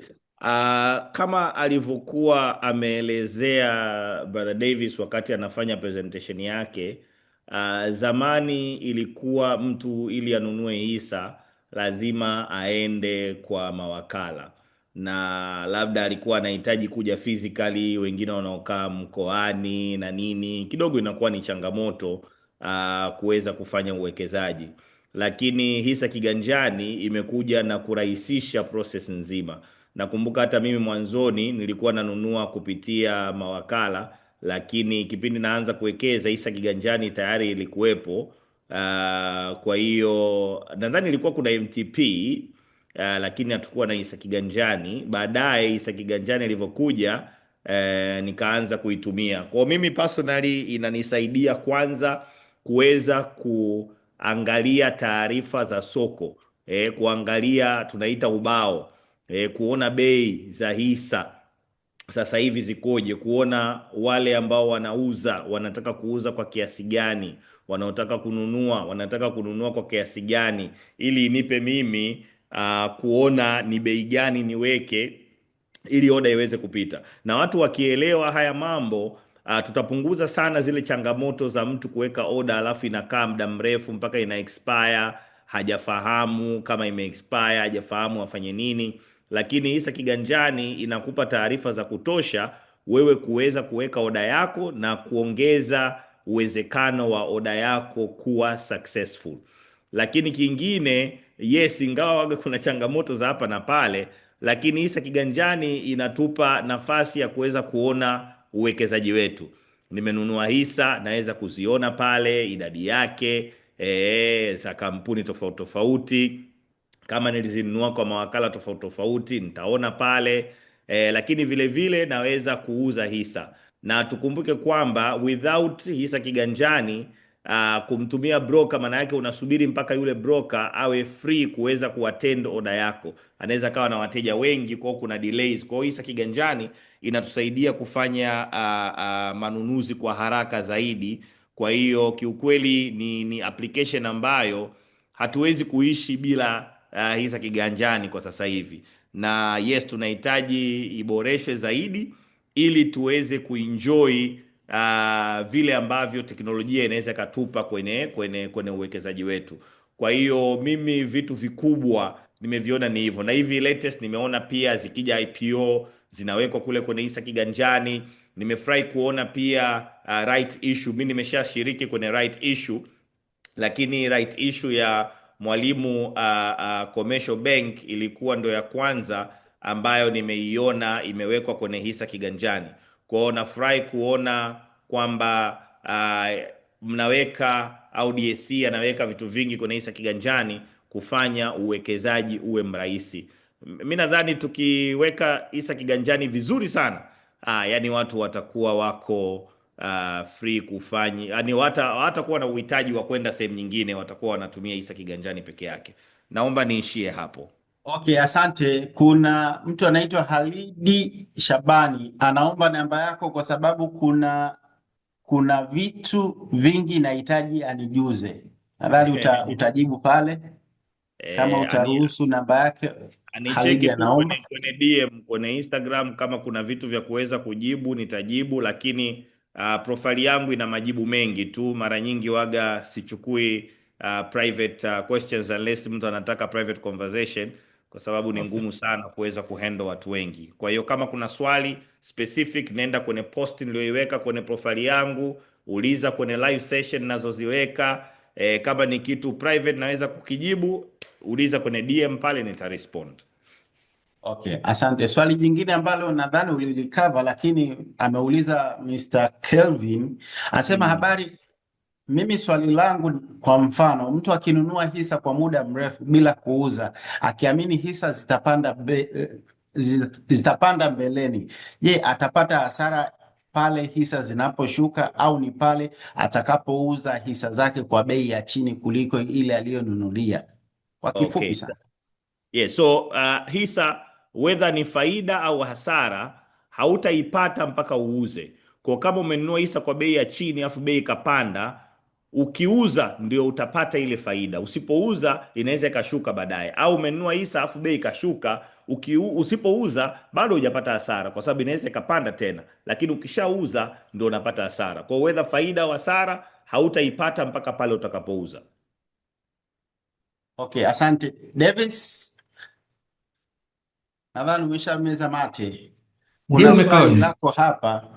Je, hisa kiganjani inasaidiaje mwekezaji kufuatilia uwekezaji wake na kufanya maamuzi bora? Asante McCloud. Naweza kusema hisa ganjani inaweza kusaidia kwa kiasi kufanya maamuzi, lakini sio kwa upana zaidi. Naweza kusema uwekezaji katika hisa siku zote unakuwa na mambo mengi kidogo. Kuna mambo mengi ambayo inabidi ufuatilie ili uweze kufanya maamuzi yaliyo sahihi. Kwa hiyo hisa ganjani peke yake kwa sasa hivi ilivyo, kuna vitu vichache ambavyo inaweza kukusaidia, lakini nadhani kuna mambo mengi ambayo pia unahitaji, au taarifa nyingi ambazo bado unazihitaji ili uweze kufanya maamuzi sahihi. Kwa hiyo taarifa information ambazo zinapatikana katika hisa ganjani sana sana ni taarifa za mwenendo wa soko katika kila siku ya soko, kwamba soko limefungua leo, hali ya soko ikoje, counter zina trade kwa staili gani, counter zina trade kwa bei zipi, volume zikoje. Hizo ndio taarifa ambazo unaweza ukazipata kwenye hisa ganjani. Lakini mambo ya hiyo analysis hizo, kujua labda counter labda iko underpriced au iko overpriced, kujua hizo PE ratios na nini, hizo bado ni analysis ambazo hazipo kwenye hisa ganjani. Hizo unaweza kuzipata kupitia aidha kwa mentor wako ama kwa mawakala wa soko la hisa. Kwa hiyo hizo ndio taarifa chache tu ambazo zinaweza kupatikana kwenye hisa. Ni kulifuatilia soko live. Ni fursa ambayo usipokuwa mwanahisa ganjani, ukizitaka taarifa hizo kwanza inabidi uzilipie katika soko la hisa la Dar es Salaam. Hiyo nadhani niwape kama exclusive. Kwa hiyo watu ambao wanamiliki hisa ganjani huwa wamepewa privilege nyingi sana za kuweza kumiliki na kutizama nini ambacho kinaendelea kwenye soko. Kwa hiyo hizo ndio taarifa chache tu ambazo soko la hisa hisa ganjani inaweza kukupatia kwa sasa. Pengine siku za mbeleni na maboresho mengi ambayo tunayafanya, tunaamini tunaweza kuwa na taarifa nyingi sana za kuweza kumwezesha mwekezaji aweze kufanya maamuzi sahihi. Asante. Okay, asante. Ili sijui atalichukua nani kati yenu wawili. Brenda Muta anasema naweza kuinvest kwa mtoto ambaye si Mtanzania. Mimi mzazi mmoja ni Mtanzania. Davis.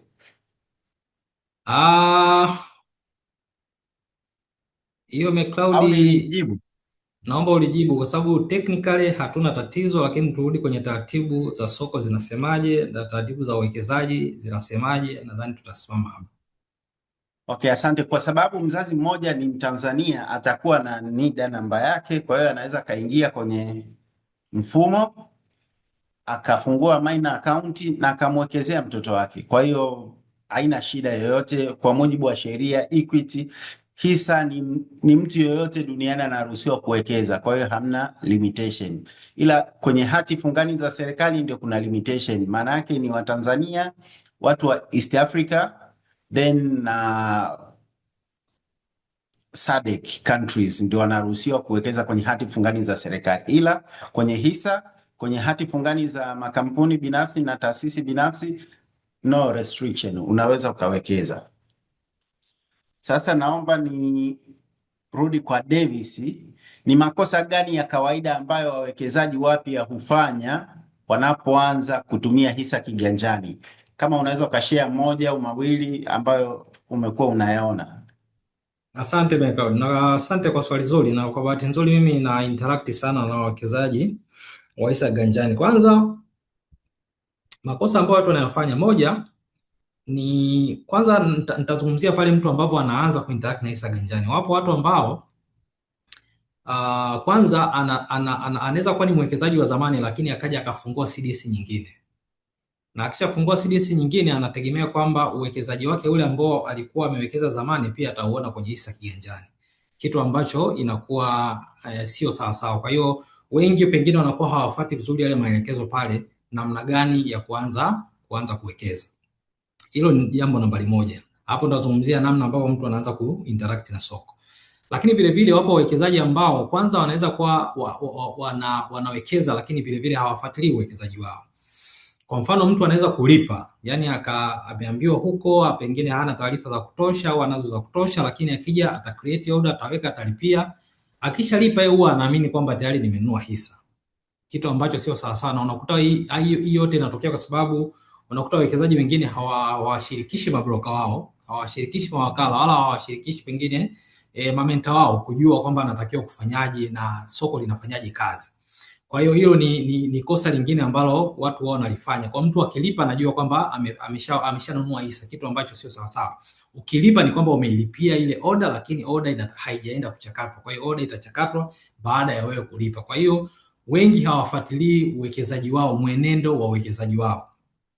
Lakini wengine ni wale ambao wanadhani kwamba akilipa ila yake immediately anatakiwa azione share kwenye nini, kwenye balance yake, kwa maana ya kwamba akienda kwenye my holdings pale anajua kwamba ataziona zile share pale, lakini kwamba anasahau kwamba soko la hisa settlement cycle yake ni siku mbili, ni T+2. Kwa hiyo unanunua leo, ukipata ukiwa successful, then ni baada ya siku mbili ndio unaweza kaona pesa unaweza kaona share kwenye account yako. Lakini vile vile hata wale ambao wanauza, mwingine anadhani akiuza immediately anaweza kulipwa. Kwa hapana, soko linakutaka baada ya settlement ya siku mbili ndipo utalipwa, hizo kama unalipwa pesa baada ya kuuza, lakini vile vile au unapata shares baada ya kununua.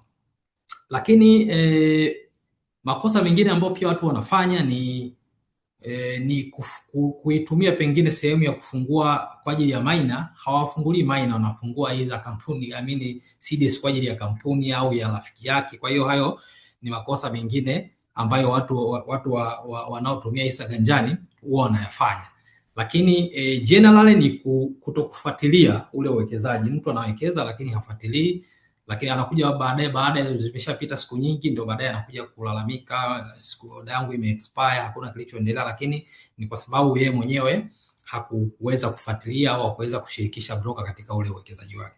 Kwa McCloud, hao ni makosa machache ambayo naweza kupoint. Kwa sababu ya muda nadhani niishie hapo, lakini makosa ni mengi. Mimi uzuri na interact nao kila siku, kwa najua maeneo mengi ambayo wamekuwa wakikosea. Lakini tunawashauri sana, unapokuwa mwekezaji usichukulie poa, washirikishe wanaojua, brokers na mentors, ili ujue njia bora ya kufuata na mambo ya msingi ambayo unatakiwa ufuate ili kuondokana na ile kwamba unaweza kufanya uwekezaji alafu ufuatilie matokeo yake, unajikuta base imepanda wakati kumbe ungeweza kufanya uamuzi sile siku ya kwanza au ya pili au muda ule, basi ungeweza kujikuta umeokoa pengine hasara ambayo unaweza kuipata katika namna moja au nyingine, kwa sababu labda kwa kupanda kwa bei au kushuka kwa bei kama ulikuwa ni muuzaji.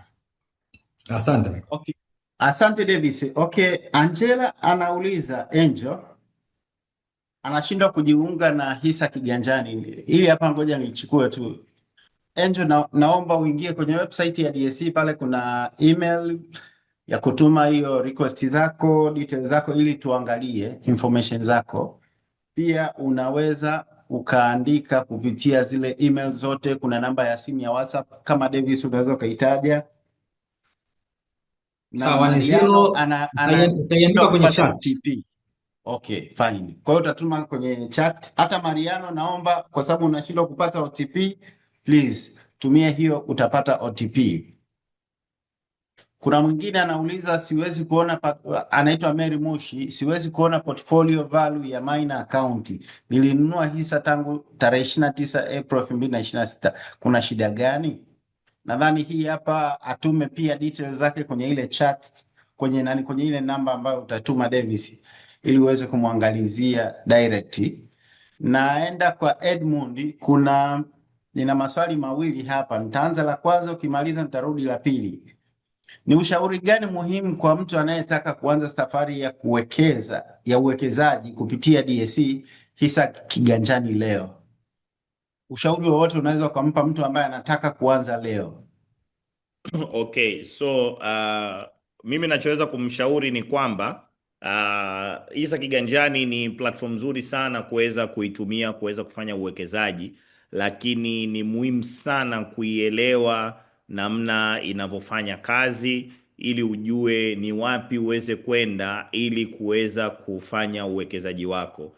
Na kama alivyoongea hapo Brother Davis, mojawapo ya changamoto kubwa watu wanafanya ni pale ambapo anaweka tu oda, amelipa, basi anaondoka. Kwa inabidi ufahamu namna ya kufuatilia zile status za oda yako, ujue namna ya kuweza kubadilisha bei ikihitajika, ili uhakikishe kwamba ile oda yako inakuwa fulfilled. Kwa hiyo kikubwa ni mtu kuwa na uelewa mpana wa namna hisa kiganjani inavyotumika, wapi aende kufanya vitu mbalimbali ili asije akapata changamoto. Hisa kiganjani iko very powerful, yani kuna vitu vingi unaweza ukavifanya. Mimi tangu hisa kiganjani imekuja, yani ni mara chache sana nitamtumia wakala wa soko la hisa kufanya uwekezaji wangu, mara chache sana, na nikimtafuta maana yake ni kwenye vitu ambavyo najua siwezi kuvifanya mimi mwenyewe kwenye hisa kiganjani. Kwa tukielewa vizuri itatusaidia na uwekezaji utakuwa mwepesi kabisa. Yeah. Asante. Kuna swali jingine tena hapa nimepewa kwa ajili yako Edmund. Ndio. Linahusiana na vijana na ushiriki wao kutumia hisa kiganjani. Je, DSE hisa kiganjani imechangiaje kuongeza ushiriki wa vijana na wawekezaji wapya kwenye soko la hisa la Dar es Salaam kama unavyoona kwa sasa? Yaani naweza nikasema ingekuwa sio hisa kiganjani, tusingekuwa na vijana kwenye soko la hisa, kwa sababu mimi na interact na vijana wengi, na vijana bana wakiweka oda zao alafu oda haijapita, hajaona hisa zake labda kwenye holdings, yani ni changamoto. Sasa mimi waga nawaambia jamani, wazee wetu enzi hizo walikuwa wanatoka zao huko vijijini, wanakuja mjini, wananunua hisa, wanaondoka na cheti, wanaenda wanakifungia kabatini, wengine mpaka leo wanavyo vyeti vyao na hawahangaiki tena na uwekezaji wao. Lakini sasa hivi tumeletewa platform ambayo inarahisisha. Kwa hiyo tuna fursa kubwa sana ya kuongeza ushiriki wa vijana. Yes, mpaka sasa hivi asilimia kubwa, nadhani nyie DSE mnazo data za ushiriki wa vijana kwenye uwekezaji kupitia hisa kiganjani, na uhakika isingekuwa hisa kiganjani tusingekuwa nao vijana, kwa sababu vijana wanapenda vitu viende chapchapu, wanapenda vitu vinavyoonekana.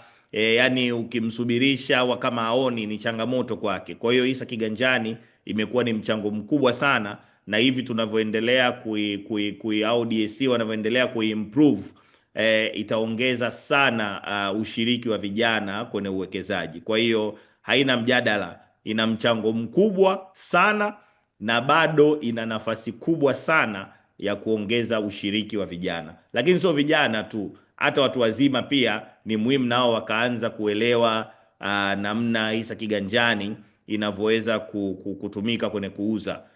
Kwa hiyo hata watu wazima pia nao eventually tutaweza kuwafundisha na wao waweze kutumia hisa kiganjani pia. Asante. Okay, asante. Kuna Joseph Samani kwa kuongezea hapo kwa Mnyagi. Yes. Nilikuwa nataka tu kushare na wasikilizaji hapa kwamba kuna hili swali limeulizwa kuhusu vijana na na Edmund ameeleza kwamba vijana wameichangamkia fursa. Nitaka tu nitoe tu mwelekeo kwamba katika wawekezaji wote ambao wapo katika hisa, katika ambao wamekuwa registered kupitia hisa kiganjani, nadhani ni zaidi ya 70% wengi ni vijana, yani kati ya miaka 21 mpaka 40 hapo. Kwa hiyo unaweza kuona ni zaidi ya 70%.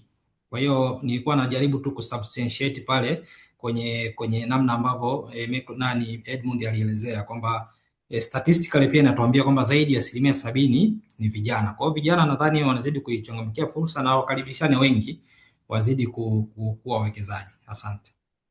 Okay, asante Edmund, asante Davis. Kuna swali hapa na wakati mnachukua glasi ya maji, ngoja nilijibu.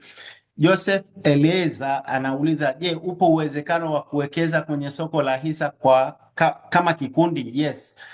Tunaruhusu uwekezaji kwenye soko kwa kupitia vikundi ambayo tunaita investment club, SACCOS, vikoba, si vyote hizo. Mkiwa na association yenu kama investment club mnaweza, na akaunti yake itasoma hilo jina la investment club. Kwa ni kitu ambacho kinawezekana. Kwa hiyo usiogope, kama mna investment club mnaruhusiwa kuwekeza, na mkipata changamoto please reach out kwetu sisi soko la hisa la Dar es Salaam, tutawasaidia. Ningeweka angalizo hapo, samahani. Yes. Kwenye uwekezaji uwekezaji kwa watu kwa kutumia vikundi, hilo kwa sasa hivi litawezekana kwa kupitia utaratibu wa kawaida tu, kwa maana ya kwamba kwenda kwa broker atakufanyia KYC ya hicho kikundi chenu, then mtafukuliwa CDS account na kuanza kuwekeza, lakini hiyo kwa sasa haipatikani kupitia hisa kiganjani. Kwa hiyo kama maboresho mengi ya mbele yatakayokuja, kuna nafasi ya kuongeza namna ambavyo vikundi pia vinaweza kutumia platform ya hisa kiganjani kufanya uwekezaji. Kwa hiyo nilikuwa nataka tu tuweke clear kwamba uwekezaji wa vikundi unaruhusiwa na soko linaruhusu na inawezekana, na vikundi viko vingi ambavyo vimewekeza, lakini kwa sasa hivi kwenye hisa kiganjani huwezi kuwekeza ukiwa kama kikundi, kwa mpaka maboresho yatakapokuja hapo mbele. Asante. Okay, asante. Na Davis, kuna swali lako hapa, then nina mikono miwili, kama mtaniruhusu niwaruhusu kabla kuna swali mtu anauliza, mwekezaji anawezaje kutumia taarifa za soko zinazopatikana kupitia hisa kiganjani kufanya maamuzi sahihi ya uwekezaji wake au uwekezaji anaotaka kuuendea? Sorry, rudia swali. Mwekezaji anawezaje kutumia taarifa za soko zinazopatikana kupitia hisa kiganjani kufanya maamuzi sahihi ya uwekezaji? Okay, naomba nilichukue kwenye utaongezea kwenye hisa kiganjani. Kuna taarifa mbalimbali kama alivyosema Edmund na Davis. Namba 1 inakupa price history, pia inakuonyesha movement ya price. Kwa hiyo unaweza ukajua kabisa hii ni trend. Wakati nafanya trend analysis katika kudetermine price movement ya security fulani, naweza nikatumia hisa kiganjani ikanionyesha kwamba price movement ikoje kwenye counter fulani ambayo naiendea. Pia kwenye hisa kiganjani kunakupa taarifa mbalimbali kuhusiana na utendaji wa kampuni. Kwa mfano hata turnovers unaweza ukazipata pia kwenye hisa kiganjani. Kampuni price za nyuma unaweza ukazipata kule. Pia kama kuna IPO zinategemea kuwepo right issue, unazipata pia kupitia hisa kiganjani.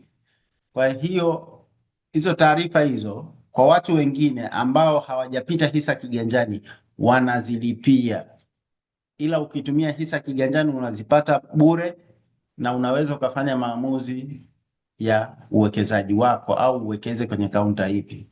Davis, karibu kama kuna cha kuongezea kwenye hiyo.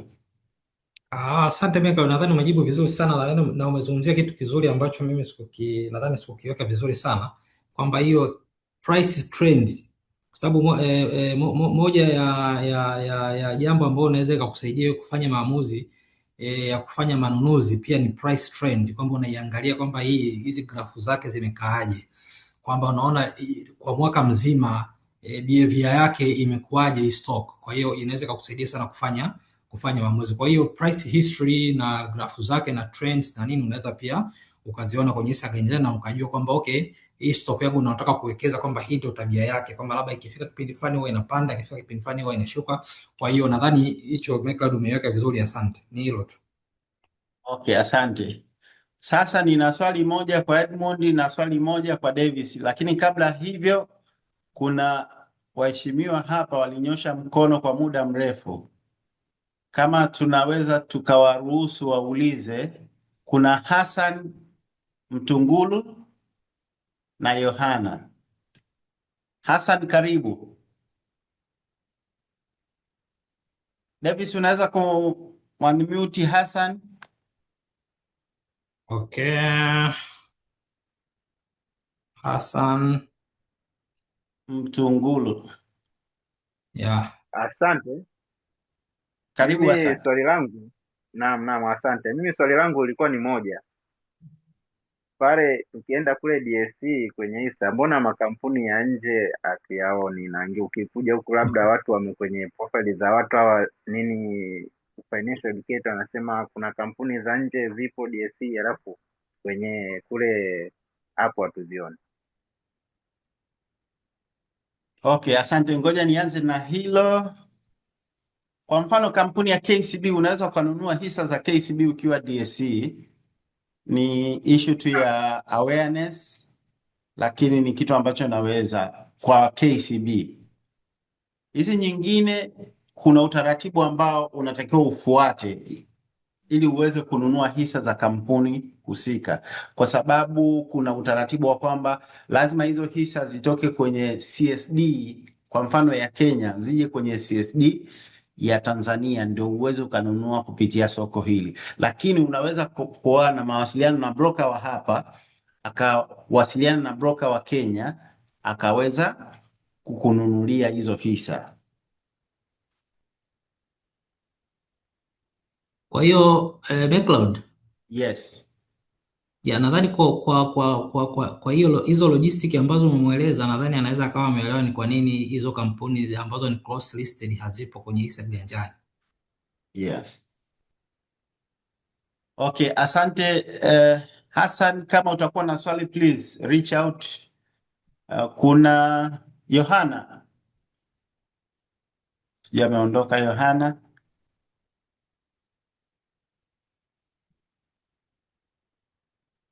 Naona ameondoka Yohana. Yohana, bado upo?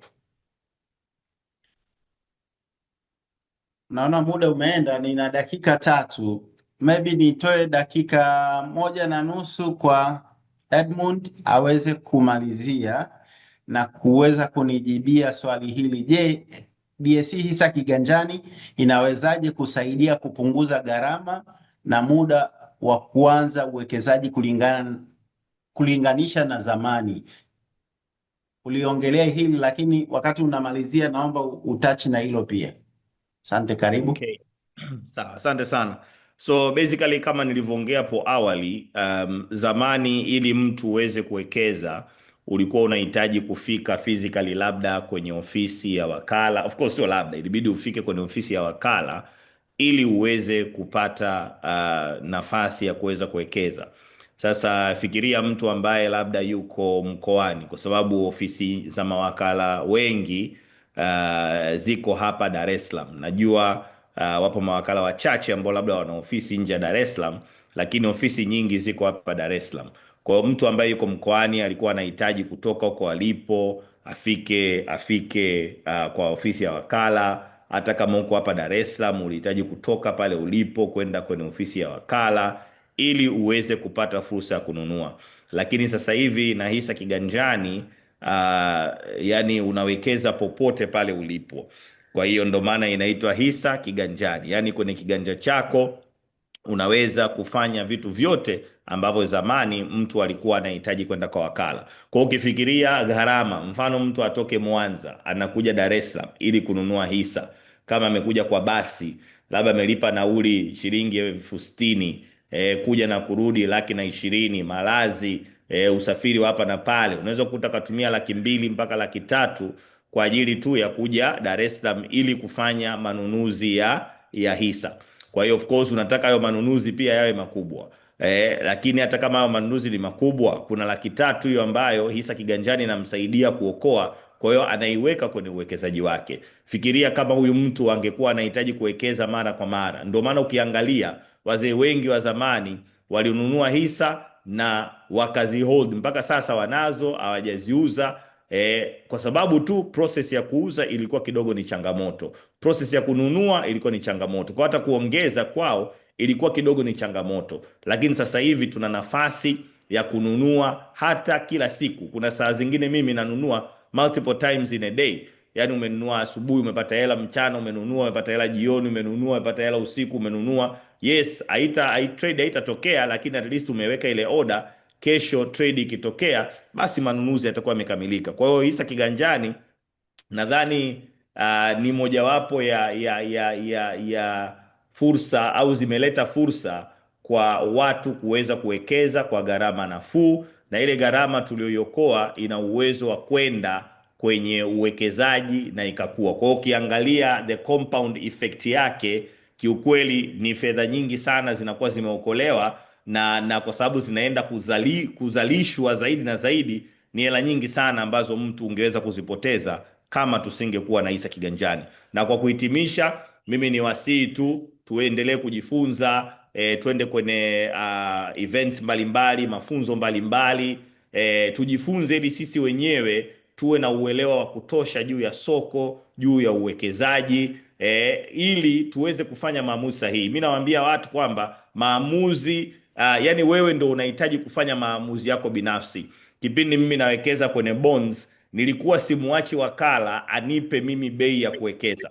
Nilikuwa na discuss naye, na kuna sometimes yeye ananipa bei alafu ninamwambia no, usiweke hiyo, weka hii. Na kuna times ambazo unakuta mimi niliyoiweka imekuwa na manufaa zaidi kwangu kuliko kama ningemsikiliza yule wakala. Kwa hiyo it's important na wewe pia uwe na uelewa wa kutosha juu ya uwekezaji, juu ya soko, ili uweze kufanya maamuzi yako binafsi, na wakala anabaki pale kukuassist tu, kwa sababu kuna level tu uwezi kufika. Lakini ukiwa na uelewa itakusaidia sana kuhakikisha kwamba unapata manufaa zaidi kwenye uwekezaji wako. Asanteni sana. Okay, asante Edmund. Kuna maswali mawili kabla ya kurudi kwa Davis, naomba ni address kwa sababu yana public interest. Abdalla Miyangi anauliza, habari, naomba kujua DSE inafanya jitihada gani katika kuhakikisha tunamshawishi au kumvutia mfanyabiashara Dangote wa Nigeria kuorodhesha kampuni yake mpya ya refinery katika soko la hisa la Dar es Salaam ili tuweze kunufaika kama Watanzania katika IPO hiyo. Asante. Sasa niseme kiukweli, nadhani kwenye grupu hili hata management ipo ya DSE, Excom na waona, na mimi ni mmoja wapo. Management ya DSE kupitia CEO wake tunafanya jitihada zote za kimsingi za kuhakikisha ya kwamba tunawasiliana nao, na tumeshaanza tokea muda mrefu kuwa engage Dangote mwenyewe na kampuni nzima kuangalia possibility za sisi kama Tanzania na DSE tushiriki kwenye hii IPO. Pia DSE tunashirikiana na Nigeria Stock Exchange, ambapo ndio soko la nyumbani, ni primary market. Kwa sababu tuna mahusiano mazuri na hawa, pamoja tunashirikiana kuhakikisha tunafanya hii kitu kwa pamoja. Bado hatujapata majibu, na wao Nigeria Stock Exchange wanafuatilia, na kwa taarifa tu, kuanzia tarehe 30 mwezi wa 6 mpaka tarehe 4 mwezi wa 7 DSE atahost event kubwa ya Afrika, ambayo stock exchanges zote, listed company, mabrokers wote wa Africa, stock exchanges zote za Africa, investment advisors, tutakutana hapa Dar es Salaam kwa ajili ya kuzungumza mambo mengine mengi. Pamoja na hili, litakuwa ni one of the issues ambazo DSE tunazo kama kimkakati kuhakikisha ya kwamba tunashiriki kikamilifu katika hili. Pia kuna swali la Richard Uto anasema naomba kujua namna gani price limit za share za makampuni tofauti zinavyofanya kazi, na pia naomba kujua kampuni au industry fulani ina price list tofauti na nyingine. Kweli kitu cha kwanza ni kweli kuna price limit zipo, na zipo kwa mujibu wa taratibu ya masoko yote duniani, na tunaongozwa na DSE rules ambazo ni za 2022 zilizorejewa 2025. Na kitu kingine pia ambacho kinaangalia au tunaangalia katika kudetermine kila kampuni iwe na price limit tofauti ni market cap na industry. Ni kweli kila industry, kuna industry ambazo unakuta market cap yao iko chini au iko juu, lakini price limit zake au hizi price list zinatofautiana. Hizi zinasaidia katika ile kitu tunasema the market determine the price au ina price security. Ukiona price ya security inabadilika inafanya nini? Kuna algorithm behind it ambazo zinatumika kudetermine the close price ambayo itakuwa ni open price kwa kesho yake. Hizi zote ziko calculated na inserted in the system scientifically. Kwa hiyo tunachokiona hapa, sababu itahitaji muda mrefu katika kuelezea kwa undani na nini, tutajaribu kuorganize session ambayo tutasema kwa kila counter price limit yake iko hivi, tick size yake iko hivi na kila kitu. Tulishawahi kufanya, lakini ni kitu ambacho tunaahidi tutarudia tena kabla ya mwezi wa 6 kuisha, tutafanya hii pia. Davis, nije kwako, nina swali lako hapa. Unawashauri nini wawekezaji ambao wanaanza kupitia hisa kiganjani? Nini ushauri wako kwa vijana, wazee au mwekezaji yoyote mpya ambaye anatamani aweze kutumia hisa kiganjani katika kuwekeza? Naomba ujibu hilo swali, then utatupa remarks zako za mwisho. Nadhani maswali yote tumeaddress. Kama kuna ambayo yamebaki, basi tunaomba ututumie, tutayajibu na kuahidi hilo. Karibu Davis. Asante Cloud. Kwanza ushauri wangu ni mmoja tu ambao uko very general, kwamba kwanza tutumie fursa, tujifunze uwekezaji, lakini vile vile tusiache kutumia fursa ambayo inaleta wepesi wa kufanya uwekezaji. Lakini ni vizuri pia unapofanya uwekezaji, pamoja na kwamba una application, lakini ni vizuri sana kuhakikisha unawatumia wataalamu katika kujua na kusaidia kufanya maamuzi, uwekeze wapi na uwekeze pengine muda gani au vitu vya namna hiyo. Kwa ni vizuri kuwa na taarifa, na taarifa hizi kama uzifuatilie mwenyewe, lakini unaweza ukazipata taarifa hizi kwa kupitia washauri ambao wanaweza kuwa ni mawakala, au vile vile anaweza kuwa ni mentor ambaye ni mtaalamu, anaweza kuwa anakuongoza katika kufanya uwekezaji. Kwa hiyo nishauri kwamba kama huelewi chochote, usisite kuanza kufanya uwekezaji, kwa sababu mfumo wa soko umetengenezwa katika namna ya kuweza kumsaidia mwekezaji ambaye hajui chochote na hajui pa kuanzia ili aanze kuwa mwekezaji. Sema kinachotokea ni kwamba watu wakishakutana na hisa kiganjani wanajiregister, wanachagua broker, na tunatoa maelekezo kwamba ukishamchagua broker tu mshauri wako, mtafute broker ili aendelee kukupa elimu au kuelekeza, kwa sababu yeye ndiye mtu ambaye anakushika mkono katika hii space ya uwekezaji ili uweze kujua, kwa sababu usije kwa unajikuta unatembea mahali alafu hujui sheria, hujui taratibu. Kwa hiyo broker tumewaweka kwa maana ya kwamba kuwasaidia wawekezaji wale ambao katika namna moja au nyingine hawajui chochote. Kwa hiyo unaweza kuona soko letu lilivyotengenezwa, limetengenezwa katika namna ya kuweza kumfanya hata asiyekuwa anajua chochote anaweza kuanza kuinteract na soko na akaanza kuwa mwekezaji. Kwa hiyo kwanza mtu usisite kuanza kuwekeza eti kwa sababu hujui kuhusiana na soko. Kikubwa, download hisa ganjani, jisajili, chagua wakala wako, wasiliana na wakala, anza kupata ushauri, lakini wewe mwenyewe endelea kufuatilia taarifa kupitia hisa ganjani, kujua namna ambavyo soko linafanya kazi. Itakuchukua muda, lakini utafikia mahali utaweza kuelewa namna soko linafanya kazi. na wewe utakuwa ni ambassador wa kufundisha wengine na utaendelea kufaidika. Na tuna uzuri soko tunakuruhusu, unapotumia hisa ganjani tunakuruhusu kununua mpaka hisa 10, sababu minimum ni hisa 10 tu. Kwa hiyo unaweza hata kuanza kutest. Watu wanasema kwamba una test water, unaweza ukajaribu kwamba hisa 10 inakuaje, mambo yanaendaje. Kwa hiyo mwenyewe unakuwa unajifunza taratibu uwekezaji. Kwa hiyo hicho ndio kitu ambacho naweza nikamshauri mtu anayeanza kufanya uwekezaji kupitia hisa ganjani. Kwa hiyo pamoja na kwamba hisa ganjani unao, lakini usidharau ushauri wa watu wanaofahamu soko ili waweze kukuchukua kukufikisha mbali. Kwa kumalizia, kwanza ni shauri, nadhani wote walioko hapa kuna wale ambao ni wawekezaji, wengine sio wawekezaji, tu download hisa ganjani, tu install hisa ganjani na tuanze kufanya uwekezaji kwa namna ambavyo tumetoa maelekezo. Lakini vile vile kuna DSE mara nyingi pamoja DSE tuna groups zetu za WhatsApp ambazo wawekezaji wanaweza kujiunga kule na wakawa wanauliza maswali. Ni katika kutengeneza tu taratibu wa kusema kwa kuwasaidia watu waweze kupata au kujulishwa wale wasiojua, kwa sababu inawezekana sio kila wakati unaweza kuwapata DSE au kuwapata wakala, lakini unaweza kujifunza maarifa mapya kutoka kwenye magrupu mbalimbali. Kwa hiyo nitashare hapo linki ya watu ambao wangependa kujiunga na grupu la DSE. Yako mengi of course, nitashare moja ambao liko wazi kwa sababu mengine karibu magrupu 4 5 yote yamejaa. Kwa mtajiunga katika hilo ambao liko wazi na mtaendelea kupata maarifa, kuuliza na kupata taarifa mbalimbali. Lakini vile vile ningependa wawekezaji tuliopo hapa au watu ambao tunataka kufuatilia semina hii, tufuatilie mitandao ya DSE, Instagram, vile vile Twitter ambao ni X, lakini vile vile mpaka LinkedIn. Kwa kule kote utaweza kupata taarifa mbalimbali zinazoendelea katika soko, taarifa mbalimbali za DSE kama office, lakini vile vile na taarifa mbalimbali zinazohusiana na hisa ganjani, ni semina kama hizi zote utazipata kupitia. Kwa muende katika mitandao ya DSE na mnaweza mkatufollow.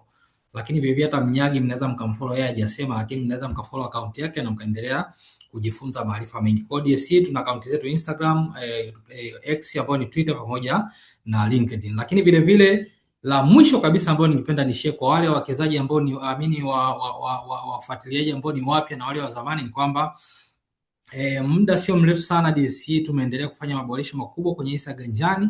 Kwa mtegemee kabisa kwa nguvu kubwa DSE tunakuja na platform ambayo imeboreshwa sana ya hisa ganjani ili kwa ajili ya kutatua zile changamoto ndogo ndogo ambazo zimekuwa zikijitokeza hapo nyuma. Kwa hiyo niendelee kuwapa confidence kwamba soko linazidi kujiboresha zaidi ili kuhakikisha kwamba tunaweza kuwaserve wawekezaji wetu kwa weledi wa hali ya juu. Kwa hiyo hayo ndio machache ninaweza nikasema, lakini namalizia na kwa kusema kwamba tujifunze uwekezaji, download hisa ganjani, uanze uwekezaji wako leo. Asante Mikro.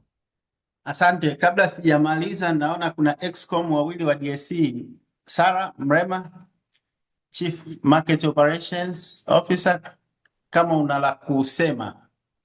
Kuna mtu Sara, kama utaongea. Kuna swali hapa la Onesmo Kitosi. Je, naweza kumeji hisa nilizonunua kupitia broker wawili tofauti? Sara, kama unanisikia. Okay. Asante McCloud kwa kunikaribisha kwenye hii session. Nashukuru sana kwa elimu iliyotolewa. Thanks for the Edmond. Asante Davis, asante na McCloud, asante wawekezaji na ambao mnataka kuwekeza kwa kuamua kuja kupata elimu hii, manake utajiri unatafutwa. Utajiri hauji tu hivi hivi. Swali nasema anaweza kumerge hisa zake kwa brokers wawili tofauti?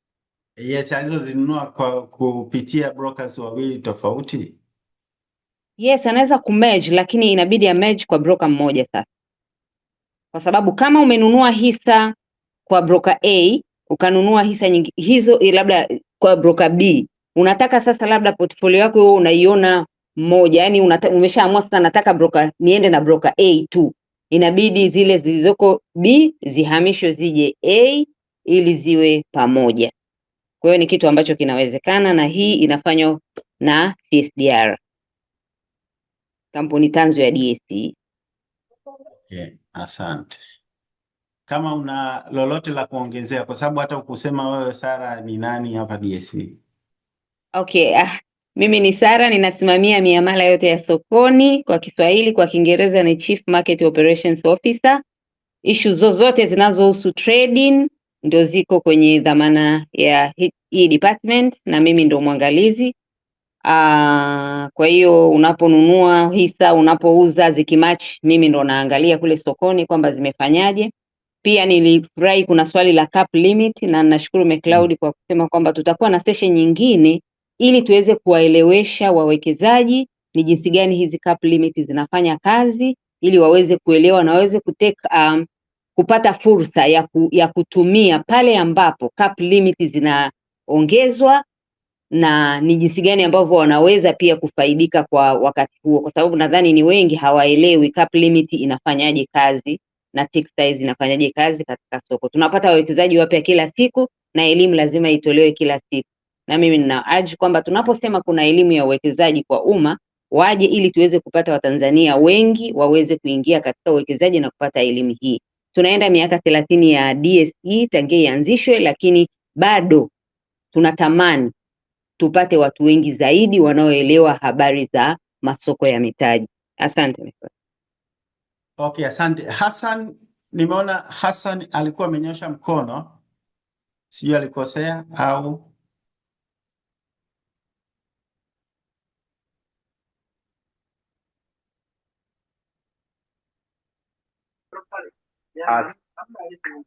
Asante. Hassan? Yes. Asante. Nina swali kuhusu hizi ETF, Exchange Traded Fund. Kwa nini? Yes. Kwa mfano hii ya iTrust hii ninakumbuka IPO yake ilikuwa 1000, lakini yani katika kupanda kwa bei haijai kuvuka 1200. Na hii ya Vertex inakumbuka nilinoaga kwa 200 IPO kama sikosei, lakini haijawahi vuka 400. Sasa kuna sheria ina nani hizi zisipande kama nyingine? Maana naona muda mrefu hii haizidi 1200, imezidi inafika 1200, inapungua mpaka 1195, na hii nyingine 360, imepanda 400. Asante. Okay. Asante Hassan. Nadhani Sara, Edmund, wakati mnatafakari, naomba Ali Othman nimemwona.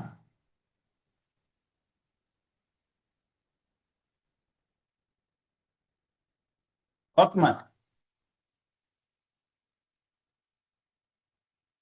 Okay. Nianze na nani? Nianze na Edmund au Sara? Mmemsikia sana. Naomba uanze na Edmund afu mimi nitamalizia. Hada Sara, haya. So,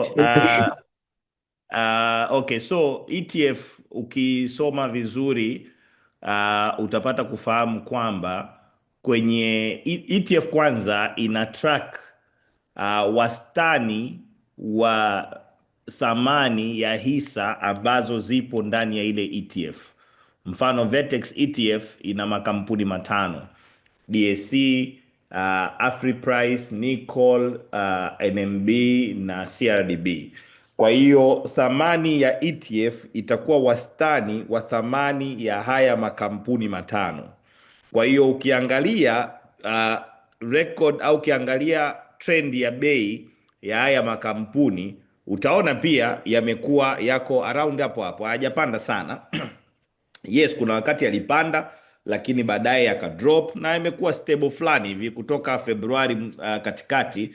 Hisa nyingi zimekuwa ziko tu stable fulani hivi. Na kumbuka, kwa sababu ETF ina track ile wastani wa bei, maana yake wewe unaweza ukaona kampuni fulani imepanda lakini kuna nyingine ambayo labda imeshuka, kuna nyingine iko pale pale.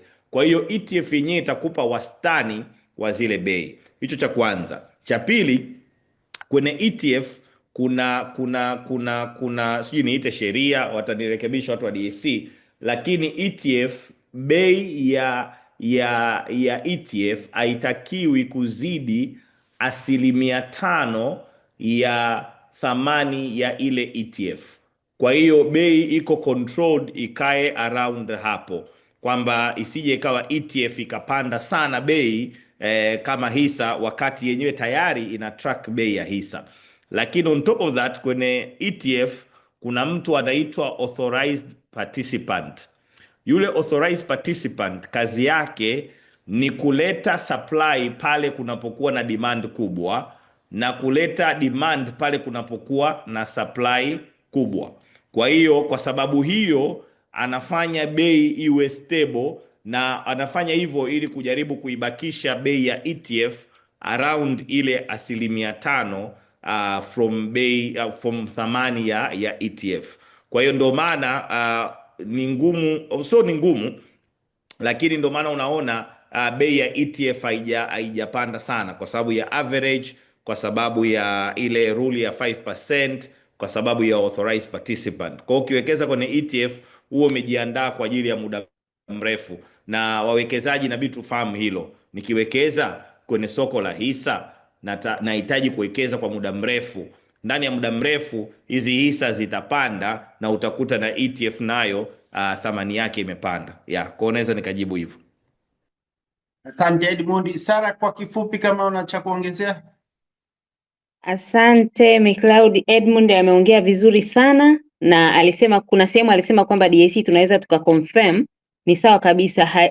Price au hisa bei ya ETF ya sokoni, market price haitakiwi kuzidi 5% ya net asset value. Kwa hiyo nitaka tu confirm hiyo ili wawekezaji wajue kwamba Edmund alichoongea ni sawa sawa, na tunashukuru sana. Asante. Okay, asante. Na watu waondoke na kwamba hiyo percentage change iko pale kwa ajili ya kuwalinda wawekezaji. Kwa ajili ya kuwalinda. Soko la hisa lina jukumu ya kumlinda mwekezaji. That's why unaona hiyo percentage iko hapo. Sio iko kimakosa au kumuumiza mtu, hapana, kulinda ecosystem ya market na wawekezaji. Basi tunawashukuru sana kwa session nzuri ya leo. Tunawakaribisha session ijayo. Mtaona kwenye akaunti zetu za Instagram, Facebook ya kwamba session itakuwa na title ipi, lakini karibuni sana. Mkiwa na swali lolote, fikeni DSC, tuko Morocco Square, ghorofa ya kwanza, ya pili na ya tatu. Kwa hiyo karibuni sana. Asanteni, bye bye. McCloud, pia kwa kumalizia tu, mitandao yetu tutaitafuta kwa DSC Tanzania, ndio address yetu. Kwa hiyo okay, fine. Okay, thank you. Bye bye team.